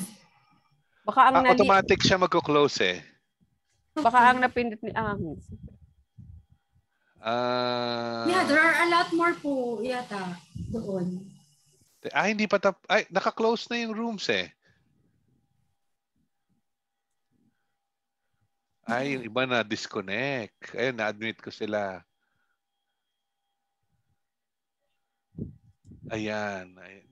Na-disconnect yung iba. Wala na, sarado na yung room natin. Mukhang na-disconnect yung iba after... baka nag-leave sila ng room. Nag-leave ng meeting. Opo, baka ganun yung nangyari. Oo, kaya ayan, nag-join yung iba na ayun, na-disconnect. Enjoy again po. Alright. Next, sino ang gusto? Who's the brave soul? Mauna na ako, sir. Ako Go na. ahead. Okay lang ba kay Ma'am Rodora na mauna na ako? Okay, things we do actually, kagaya nga ng sinasabi ni Ma'am Rodora, kaya na almost the same kami. Yung nagagawa namin is syempre banding. And syempre yung pumasok sa office ng araw-araw. Same po kami doon. Two things that can no longer do during COVID, yung lumabas po ng bahay. Si Ma'am Roda nga daw po ang sabi niya, even bintana, hindi niya binubuksan. Sobrang ingat ni Ma'am. Kasi samantalang kasi ako naman, Sir June, working ako during COVID because I'm working as an HR supervisor in a hospital here in Cavite. Kaya pumapasok ako. Ang two things na ginagawa ko ay maligo ng pagod at magpaaraw ng damit. Yun po yung ginagawa ko. Aray ko. Yes, kaya po pasmado na yata ako ngayon. Two things that you want to do during COVID-19, yung mayakap at makabanding ang mga pamilya. Actually, pareho kami doon ni Ma'am. Oo nga, medyo malungkot yan. While naman yung sa 4, sorry, last na. Oo. Same kami ni Ma'am sa isang things. Pumasyal kasama ang pamilya. Aray, masaya yan. Opo. Actually, halos lahat naman, sir, ng sagot namin is almost the same. Kasi nga, parang, even though Ma'am Rodora is a nurse, pero she is, by profession, pero nasa learning and development siya ng HR department. Diba ang saya? Oo. Pinaplug ko na si Ma'am Rodora. Yan sa amin, sir, sa group namin. Ayan. Ano yung feeling? Parang ano ba? Nakakalungkot ba? Nakaka-frustrate ba? Ano ba? Frustrating, sir. Frustrating na nalulungkot. Pero yung after the COVID gone, excitement. Oo. Excitement. Oh. Parang buhos, no? Parang biglang buhos. Enjoy. Parang ganon. Sana nga po. Meron ba sa group natin na I mean, this is a sad question. Meron ba sa group natin today na nagkaroon ng casualty sa COVID? I mean, may kamag-anak na or kapamilya. Meron ba? Yes po, mine. Father, parents, lolo, lola? Si Cassie yata, Cassie James Ponce, meron daw po. Ako, nalulungkot ako kasi almost every day, not lately, pero during the early days, almost every day may dadaan sa aking Facebook, nakakilala, and then later on getting closer to home, eventually a relative already. Mga ganun ba? It's really I don't know if saddening is the right word, but it's it affects you. Okay, next brave soul. Adrian from my team. And Go ahead, Hello. don't be shy. Good afternoon po. If I remember correctly, this is a discussion ng team namin sa breakout session. What's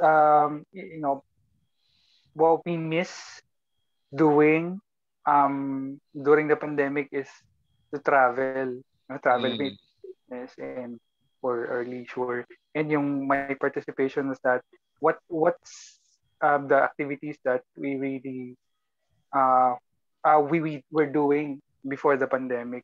It's more of like the team building activities and face-to-face interaction with the team, especially if there's really pressing concern that you need a consensus as soon as possible. It's really working wonders na kausap mo, kaharap mo yung taong you're having brainstorming with, and you're going to have really solid decision afterwards. While it can be done using Zoom, the effectiveness is less eh. Iba pa rin talaga yung face to face. Oo, iba pa rin talaga yung, alam mo yung touch ba? Including that handshake, simple handshake. Right now we're like very afraid. Hanggang fist bump na lang talaga. Fist bump, elbow bump, hip bump. Kaway na lang. Thank you for sharing. How did it feel like? I mean, what's the feeling? I mean, frustrating, sad, disappointing? It's more of a okay na to. Parang you're settling for something that's mediocre. Even though you really want something that same effectiveness of the previous activities. Pero wala tayong magagawa. We have to compromise. Correct. Okay. Nawala yata or akong nawala. Can you guys hear me? yes, sir. We can hear you po.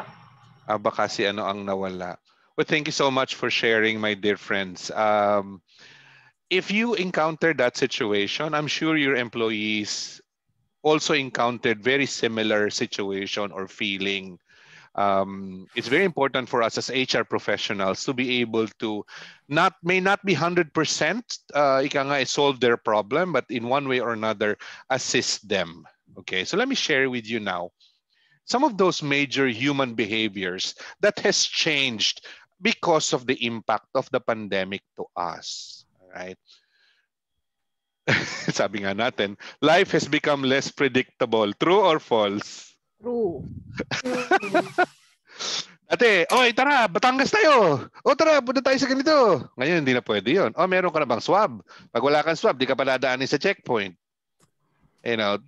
Life has become less predictable. We were not sure as to what's gonna happen. It's kind of scary sometimes. No, when you really think about it, it's a bit scary because you don't know what's going to happen next. I mean, yeah, we have the vaccines here and there.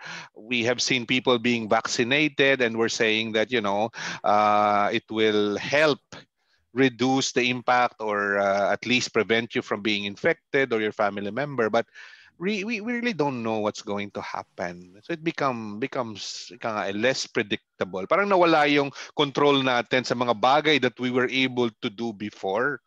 Nawala yon. So it has an impact on our mental and emotional being, no? And it became a virtual century. When we say virtual century, sabi nyo nga, yung dating nahalikan ko yung nanay ko, ngayon sa screen na lang ng laptop ko or sa cellphone. Diba? The people I used to socialize with, nagiinuman na lang kami virtually sa Zoom. So our social being was totally changed by COVID.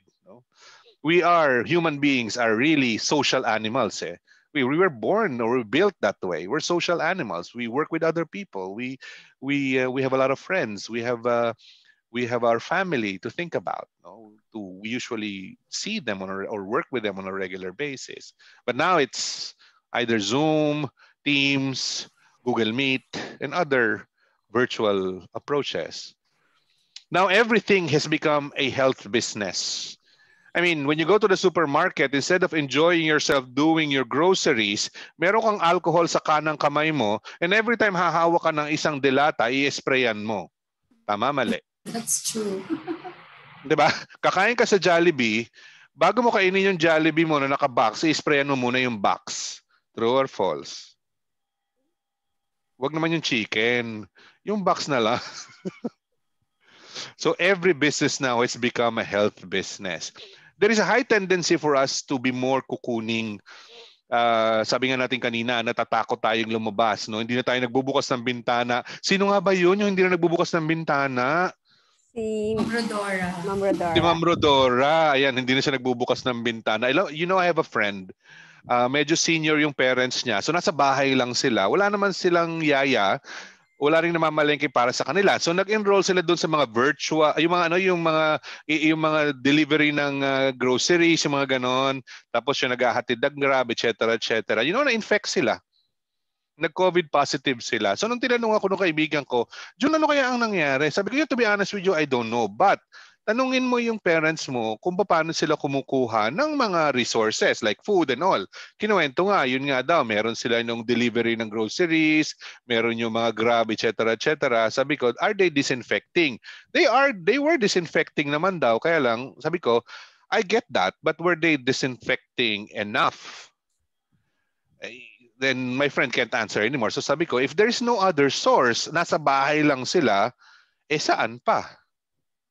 Kung di dun sa mga deliveries mo, yun yung probable. So because of that fear, there's a high tendency for us to be more kukuning. This number 5 is a little bit political in a way kasi syempre, we are now watching our government officials as to how they will address the pandemic in front of us. And it will make a lot of difference pagdating sa election time. Lalo na darating yan. And of course, we have to really think about how were we supported or how is the pandemic being addressed by our authority. Unlike before na more often, kung ano yung plataforma, now it's not just the plataforma, it's looking at the current situation and how are we being supported by our authority. So these are some of those behaviors that has changed drastically. Let's talk about coping. If I ask you guys the question, you'll most likely say, yeah, we are somehow coping. Are you coping now? Are you able to cope now? It's been more than a year. It's a year and 6 months almost. Or parang year and 5, parang ganon. How are you guys doing? Are you able to cope na? I mean, are you back into the new normal already? Or is there still that level of discomfort with the things that we are doing or encountering today? Meron pa ba yan? Or nakaka-experience pa rin ba kayo ng mga anxiety from time to time? Or you have gotten used to the GCQ, the ECQ, and the MECQ, and the other Qs that is being implemented? Ako personally, sir, meron pa rin ako mga anxiety kasi being at HR, lalo na kapag meron kang employees na hindi nakapasok kasi nilalagnat. Aray ko. Tapos, hindi ayaw magpa-vaccine. Yung mga ganun. Aray ko. Laging ikakatuwiran, sabi sa vaccine, ano daw yan hindi naman daw mga ganun po. Yun as of the moment, yun po yung anxiety na nararamdaman ko. Lalo na nitong past few days na nag-contact tracing kami, tapos payroll, tapos napapagalitan ka ng accounting tsaka ng may-ari kasi nga nalilate ka sa payroll. Mga ganong tipo na ano ba talaga ang mas priority namin, yung payroll o yung safety nung halos 200 employees na nandun sa company. Yun yung anxiety. There you go. So, if you guys are encountering something like that, allow me to share with you some tips. Okay? Let me... Ala, itchy throat na ako. I'll drink water lang ako. 1 sec. Wag naman. Diyos ko tayo. Although marami na akong vaccine. Kasi frontliner, matik yan.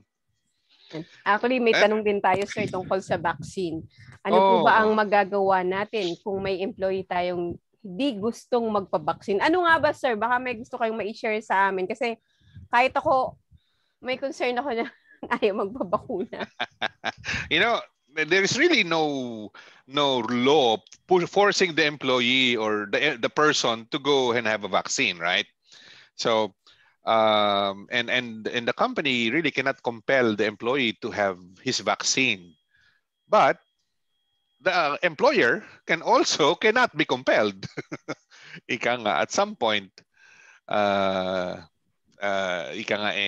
if the employer is really asking the employee to go for a vaccine and ayaw niya, he cannot compel. But if the employee requires the employees to go on a vaccine, the employer will have to spend for it. Gastos na employer yon, siya magbabayad ng vaccine and all. If the employee still refuses to, I don't think there's a law that can force him to. However, babalik tayo dun sa question natin kanina. Yung bang kanyang pumapasok na ba siya sa work without the vaccine? And babalik tayo dun sa ating mga procedures na ginagawa sa ating workplace. So what I'm saying is, there is really no law that will force him to go take the vaccine. And the employer cannot discriminate as well. Although, syempre, we are seeing risk from an HR standpoint. Somebody na hindi vaccinated, although we cannot say din naman, no, 100%. Baka pag pumasok sa workplace ay may dala-dala pa rin. But we can't say that 100% kasi unless meron tayong mga tests that are conducted. So to answer your question, I don't think it's even an answer, no. To answer your question, we cannot force the employee na magpa-vaccine. If we want our employees na mag-vaccine and the company is forcing it, then the company will have to spend for the vaccine. Yun ang reality natin today. I think that's the common issue ng mga HR practitioners and business owners that are regularly joining us in every Saturday session, Sir Jhun. Kasi parang there are like wrong connotations or notions about the possible negative impact ng vaccine. Kasi at this point, wala pa namang, I mean, you can't really tell 100% eh. Like although I've seen a lot of my friends, matagal na rin, siguro almost 3 months na silang na vaccinate. So far, wala naman din silang wala naman silang well, nung umpisa meron, syempre. That's the impact of the vaccine. Para kang binakunahan yan eh. Well, actually, the vaccine is bakuna in a way. So nung sinaksakan sila, meron silang konting naramdaman. They felt, meron silang naramdaman for several days. Then after that, wala na. The thing is, sabi doon sa video natin kanina, vaccine kasi the study of vaccine takes time. Yung sa Ebola nga, 5 years bago na perfect yung vaccine eh. So, hindi mo maiiwasan na may fear talaga. Kasi meron namang mga nababalita, di ba? Like for example, we've heard of a certain vaccine na nagkukos ng bleeding, di ba? Severe bleeding. Naging siya, sir. Hanggang ngayon, may namamatay pa rin. So, baka tayo ma-quote, wag kang mag-mention ng name. Oo nga pala. Yeah, sorry. Pagalitan tayo. Ayan. So, ma-quote and quote tayo. Oo, wag. But well, I guess in social media, it's all over the place, di ba? Yeah. But, you know, what I'm saying is, you cannot avoid, a person cannot avoid thinking twice. Diba? I mean, siyempre, katawan mo yan. If you're taking a risk, de siyempre, kinakabahan ka talaga. You cannot avoid it, siyempre. May kakabahan at may kakabahan. Ika nga. I think if I may share, Sir Jhun, what I did that actually worked in our organization is I prepared a vaccination in the workplace policy wherein we've had to a part of that policy would be an educational campaign. So on a daily basis, we send out campaigns to employees like, did you know na pag vaccinated ka, 7 days ka na lang maka-quarantine? So less ang absences mo. It's more of making them appreciate education. the benefit getting vaccinated. Kasi si Dole in the vaccination workplace policy naman that has been issued by Dole, sabi niya doon, employee can refuse. And employer cannot terminate that employee for not saying yes to vaccine. So that's something that would really be like parang tayo yung magti-trigger kasi as HR practitioner. How do you encourage your people to get this? So it's still a matter of our responsibility as HR to educate them. Correct. Baka naman kinakabahan lang dahil hindi sila sure. Okay. Maybe education will help. Yan. All right. So let's move forward.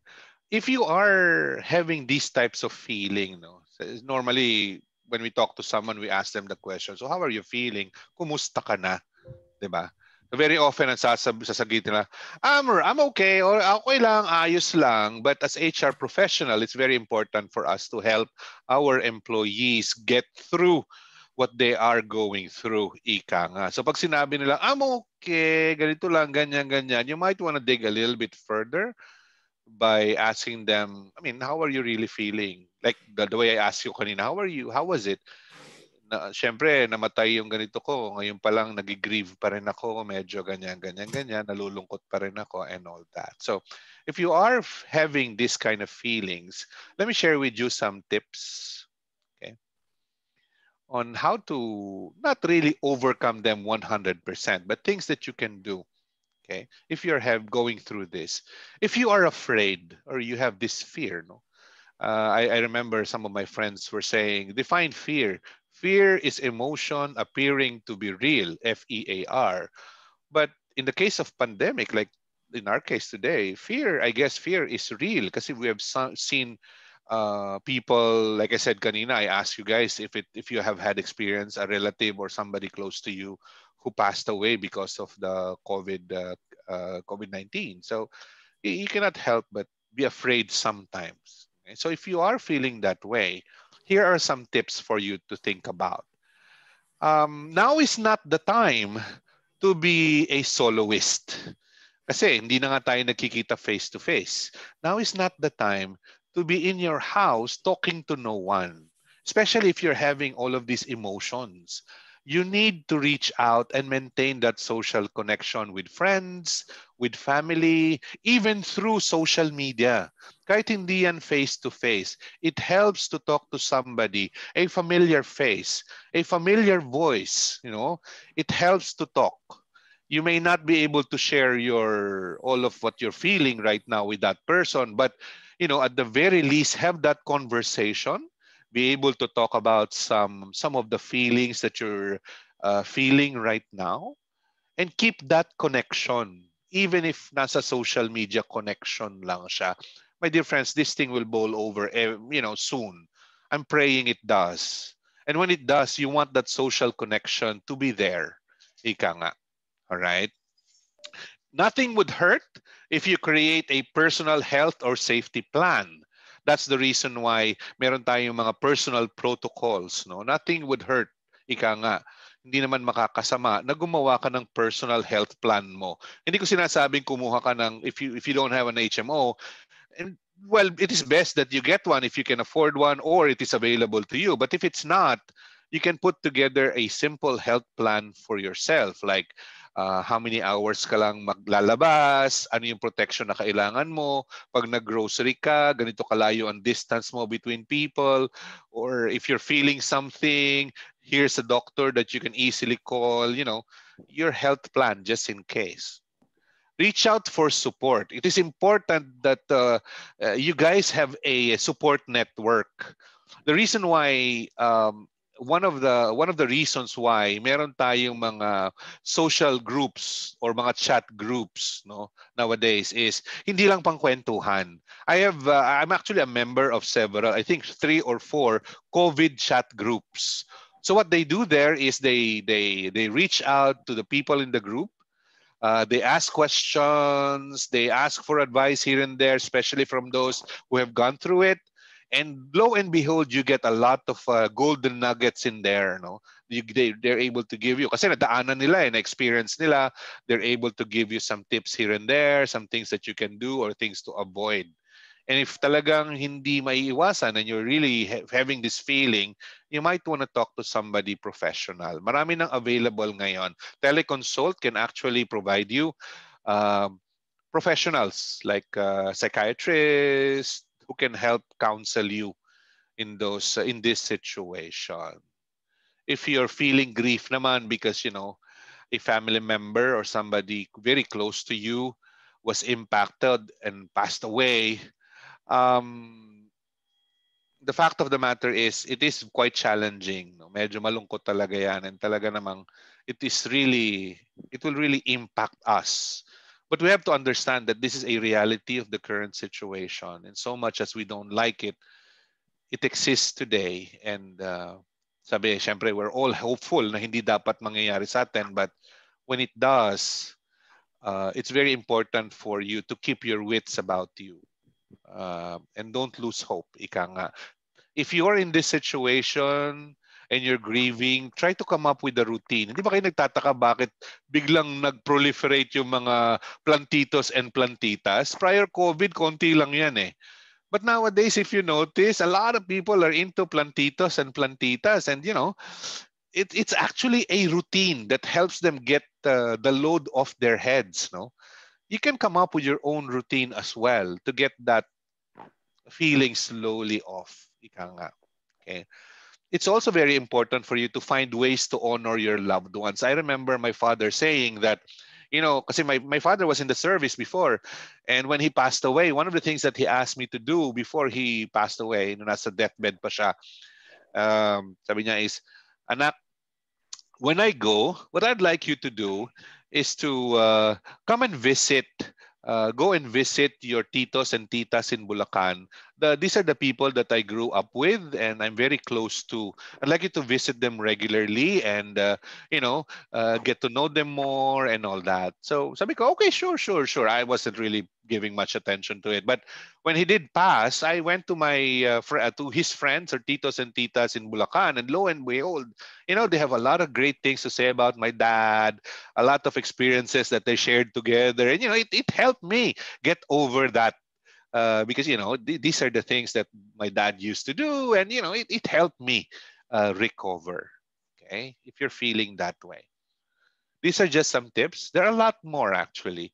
If you're feeling sad, um, you know, if HR folks are very familiar with emotional intelligence, no? And if we're feeling an emotion, there is actually a lot of lesson in there. When you're feeling a certain emotion, tune into that emotion. Why am I feeling this way? What is going on? Learn from it. Try to understand what is going on. Why are you feeling this way? Why is it so? Why is it so?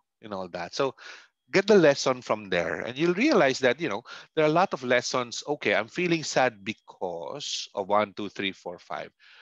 Okay, why am I feeling sad about this one and all that? Okay. It's also important that when you're feeling sad, you give priority to yourself. Take care of yourself. Minsan, pag malungkot tayo, we have the tendency to neglect a lot of things about ourselves, like our mental health, the way we look after ourselves. I remember my mom when my dad passed away. One of the things that, kasi she was really, really sad, and my sisters were like telling nanay, she used to have a routine kasi eh. And this routine she loves doing, which is planting sa backyard. And she stopped doing that when my dad passed away. So what my sister did was they started getting her back into that particular exercise. And slowly now she actually have a small farm. Whenever I go home, pagbalik ko, meron akong bayong na punong-puno ng gulay. So that's how she took care of herself. She was able to do that. Worrying about something that may or may not happen will significantly affect your emotional state. Tune into that. If you're worrying about something, tune into that worry. Take 5. Okay, why am I worrying about this? Try and figure out why. Baka naman worry lang talaga yan. Baka naman hindi totoo yan. I mean, sometimes we worry about a lot of things that are not even true or may not even happen. We create a lot of picture in our head because of that fear. No, there is COVID out there. A lot of people are dying. I might die too. You don't know that. It may or may not happen. That's the reason why you take precautions, right? You're worrying too much, and it does affect your emotional state. Okay, tune into that. Learn from that. What is going on? Why am I so worried? I get a piece of paper, write it down. 1, 2, 3, 5. I'm worried about this. 1, 2, 3, 4, 5. 1. Ba't ba ako worried sa 1? Kasi ganito.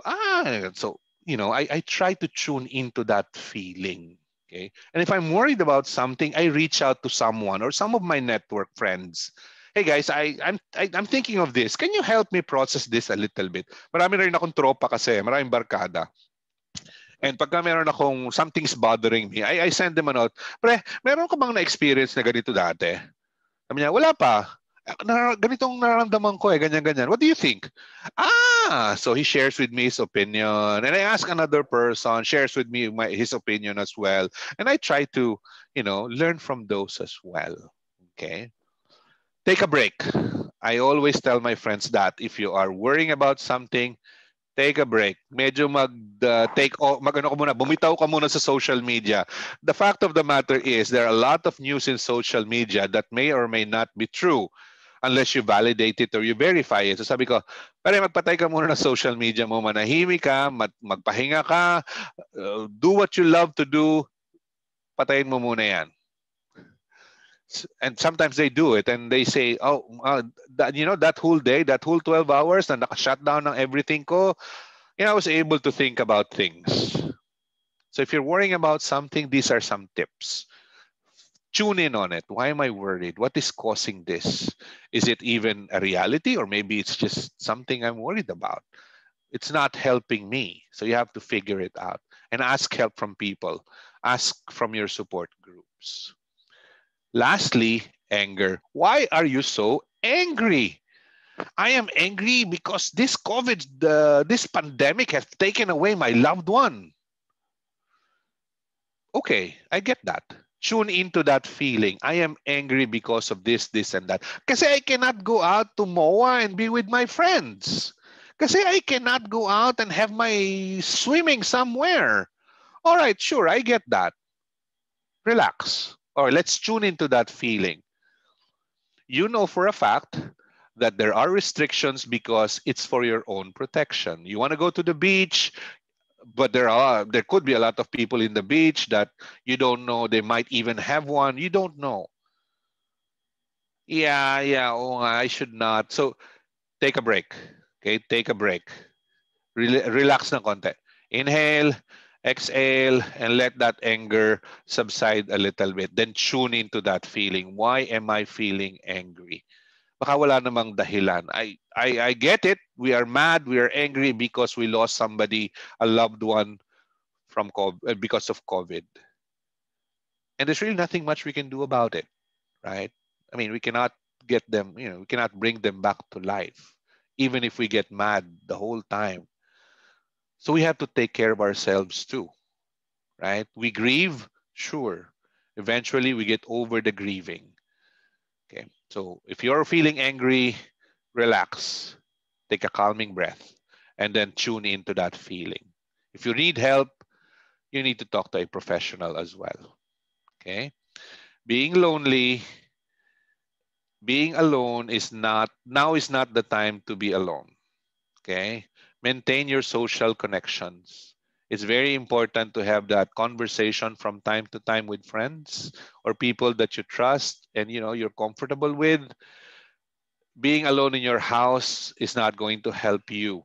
You need to reach out to somebody. Sabi nga natin kanina doon sa nag-share sa atin, naiinis ako kasi hindi ko na siya nakakausap madalas ng face-to-face. But it is a reality today. Still have that conversation. Usap pa rin kayo. Go. Kahit sa telepono, pwede ka naman tumawag. Kahit mag-video call kayo, pwede pa rin naman. It's not optimal, but that's where we are today, right? But still have that conversation. Maintain that connection.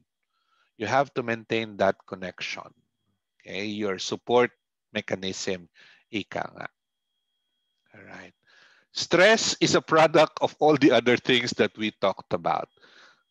Okay, again, same advice. Take a break. You might be stressing out on something that you should not be stressing about. Find ways to detoxify yourself.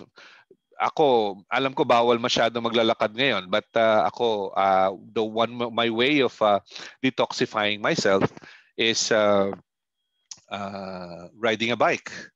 Alam ko na bawal sa mga crowded, so what I do is that I ride my bike here sa subdivision during the afternoon, mga 3 or 4 in the afternoon, nagbabike lang ako dyan. Walang masyadong tao sa kalsada and all that, so I do that. I chat with friends, I conduct training virtually sometimes. And all that. That's my way of detoxifying myself. Okay? And then seek support from friends and family and trusted people or organizations. Seek help from other HR. You'll be surprised. In the Philippine HR group, when somebody asks a question, although may mga reply din na hindi maganda minsan, but you will find a lot of nuggets in some of the responses there.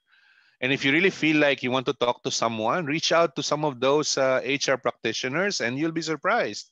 They will give you great advice or at least listen to you. That's one of the traits of an HR person. We are great listeners, right? And find your happy place. Find your happy place. Ako ang happy place ko, kitchen. I love to cook. So that's my happy place. If I'm really stressed out and I'm feeling all of this, I go to the kitchen and cook something. But my wife complains a lot. Kasi pag na-stress ako, magluluto, sabihin niya, ang dami na naman pagkain, lalamig na naman yan. Ano ba yan? That's my way of detoxifying myself. So magagalit siya kasi ang daming putahe, lalamig. Meron kaming teriyaki. Pag sinabi namin teriyaki, ibig sabihin, tirayan kahapon. So sabi niya, stress ka, no? Oo. Ang daming tira eh. May teriyaki naman. So teriyaki na lang yung bukas. Find your happy place. I'm sure you have your own happy place. May not necessarily be a place. It can be a place it can be a something that you do. It doesn't have to be a place. It can be if you're comfortable playing COD, then that's your happy place. ML, then that's your happy place. Wag mo lang gawing oras-oras the whole day. No, I mean, that's your happy place. If you want to talk to somebody that you're very comfortable with, then that's your happy place. You have to find that. Okay. I guess that's it for me, unless you have questions. I hope my tips in coping up will be able to help you when you're in that situation, or you'll be able to help someone who is in need. And thank you, Sir Jhun. Thank you so much po. That was so nice. Those are so very nice advice, inputs, and tips, especially in being responsible to check on other people, kasi even the strongest person now needs our help also. So we need to be very conscious of how others are feeling. Ako nga, sabi ko nga kay Miss Neddy, di ba Miss Neddy, nakarelate ako sa sinabi ni Sir Jhun, nag-social detox ako, Sir Jhun, because things are overwhelming now. I think for most HR practitioners, when a lot of things are happening in the organization, and you are being given a lot of mandate to implement this and that, do this and do that, it can be overwhelming. Kahit gaano ka nakatagal siguro sa practice, minsan nakakapanghina ng loob. And I'm just so lucky I have the very strong support back office team who are really efficient and effective. Pero I think isa sa mga responsibility, Sir Jhun, ng HR, no, tama po kayo, yung you have to check on your people regularly because people are not always okay, especially during this pandemic. So HR practitioners, you know where to go. HR Calabarzon is just here every Saturday. You can talk to us, to all of our board of directors, to Miss Neddy herself. So if you need anything, just, get in touch with us. Sir Jhun is there any moment. Siguro ibibigay namin mamaya yung contact details ni Sir Jhun sa lahat ng participants. So if you need anything, you can reach out to your fellow HR practitioners. All right. I think, Sir Jhun, naubos. Marami pa po akong question na nakasulat dito, na-capture ko. Kaya lang parang naubos na yung oras natin. I wouldn't be able to answer, to provide an opportunity for you to answer all of these questions. But we highly take note of this. And to those participants, who have unanswered questions. We will try to reach out to you po through email and answer your questions po from Sir Jun's inputs. So thank you very much all for being with us. I think to formally this will stop others. Okay. I think I would just need to share the screen, ma'am. Okay po. So can you see my screen, Miss Neddy, now? Yes, ma'am. Okay. There you go. So, Sir Jhun, we are really honored. Hindi ko in-expect. Nagulat ako ang tanong ko kanina, Sir Jhun. Do you happen to be with CPLD? Kasi parang familiar ako nga siya ngayon. Our master trainer and CPLD who have a lot of knowledge really to share with all of us here. Thank you very much for joining us this afternoon. And indeed, HR Calabarzon would really want to present you this certificate of appreciation to Sir, ano po yung CDR? Sorry, hindi ko natanong kanina. It's my honorary rank, Commander. Commander, yeah. Tama. Tama tayo din. Jhun Del Ponso Jr. for sharing his invaluable knowledge and expertise as resource speaker for the 33rd HRE Knowledge entitled OSH, Surviving, Coping, and Moving On Amidst Pandemic via Zoom and Facebook Live today, July 17, 2021, signed by our founder, Miss Neddy R. Estrella. Thank you so much, Sir Jhun. Thank you so much. Thank you, guys. Thank you so much. Pero anyway, bago po tayo magkahiwalay-hiwalay, syempre hindi po natin pwedeng makalimutan ang ating mandatory picture taking. Ma'am, basta po ng screen. Camera on. Yan. Ay, di ba nakaganon agad si Sir? Oh? Talagang si Sir Jhun ay talagang talagang cowboy talaga to sa amin. Makisuyo po open na lang po ng ating mga camera. Hi Ma'am Jig. Hi Sir Alex. Hi Ma'am Mary Rose. Hi Ma'am Corazon.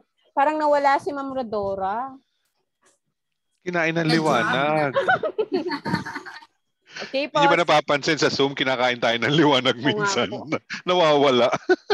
Yung green screen. Smile. Yan. Isa pa, ma'am. Ma'am, kumukuha ka rin or ako lang? Sige, ma'am. Ikaw na lang. Actually, kumuha din ako. Pero, ay, ano ba yun?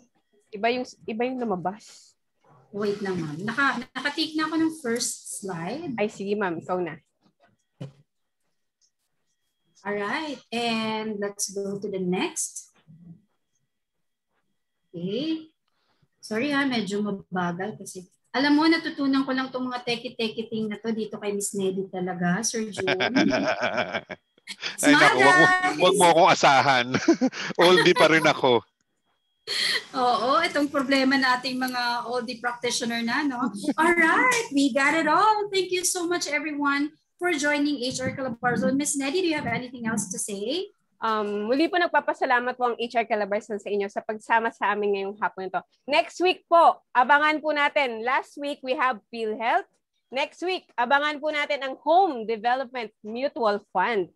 Kasama po natin sa HRE Knowledge 34th edition. At syempre, asahan po natin ang ating August Learning and Development and ang sorpresa ng HR Calabarzon sa ating first year HRE Knowledge Anniversary. Samahan niyo po kami sa tuwing hapon every Saturday. At huwag niyo po kalimutan, Sunday, Philippine HR Group HR Cafe. Ayun, may nagulat ako. Sir Jhun, there are participants po that are really very eager to, sabi nga nila baka daw pwede pong ulitin yung presentation ninyo. They had fun really and learned a lot. So where can they contact you po in case they need anything from your services? Mute. Well, you can find me in any social media. Just type in Jhun Del Ponso. You'll find me there. Nakakalat ako kaladkarin kasi ako. Yeah, you can find me there. You can find me at Facebook, Messenger, Jhun Del Ponso. Just type in my name and you'll find me there. My mobile number, if you need it, it's 0917 554-4945. Do reach out. You can also look for my group, SOAR, SOAR, Special Operations Assistance and Rescue Philippines. You will find it easily. Meron din kaming webpage, www.soarems.com. So you can find me there as well. Ayan. Kalad ka rin ako, so you can find me in any social media. Sir Jhun. Thank you so much, Sir Jhun. Tinext ko po mga ka-HR doon po sa group chat natin para you can find Sir Jhun's number and GC group. Thank you so much po. Sir Jhun, ang alam ko po, meron kayong ino-offer na OSH First Aid Training. Can you invite our mga ka-HR? Kasi maraming nangangailangan yan ngayon dahil sa mga DOLE requirement. Baka naman po pwede nyo kaming maimbitahan at kung kaya nyo na pong sabihin sa amin kung magkano at kung paano sumali. Oh, sure. We actually completed 2 batches already of basic life support and first aid course dito. Yung ating basic life support ay 2 days. Yung ating first aid course ay 2 days din. So normally ginagawa natin yan towards the weekend para yung ating trabaho hindi masyadong maapektuhan. Normally Friday and Saturday yan. Or may companies nagre-request sila ng Thursday, Friday. Ang ating training is ang ating mga training ay accredited by the Department of Labor and accepted ng mga ng mga auditors natin kasi tayo ay DOH certified. So tanggap nila yung mga certifications na binibigay natin. So normally, very, very affordable ang ating courses kasi nga we realize that medyo requirement yan. At the same time, medyo mahirap ang buhay ngayon. Kuripot ang mga kumpanya. Sa totoo lang. Ayan. All right. So normally, when you attend the BLS and First Aid, you get 3 certificates from us. One is the certificate for basic life support. The other one is the certificate for First Aid. And the other one is yung certificate for bleeding control coming from the American College of Surgeons. Mura lang naman ang training natin, basic First Aid and basic life support ay 2,500 lang po per person. Very, very cheap. Very affordable. Yan. So, everyone, kung kayo po ay member ng Philippine HR Group at HR Calabarzon Group, madali nyo pong makikita si Sir Jhun Del Ponso. VGD Jhun Del Ponso po. Chat nyo lang po siya at easily. Kung hindi man siya makasagot ngayon, baka after an hour or 2, sasagot po siya. So, sorry, Neddy. Ang discussion namin ni Neddy, magbe-break na 1 oras, 2 oras, tapos discuss ulit. Sorry.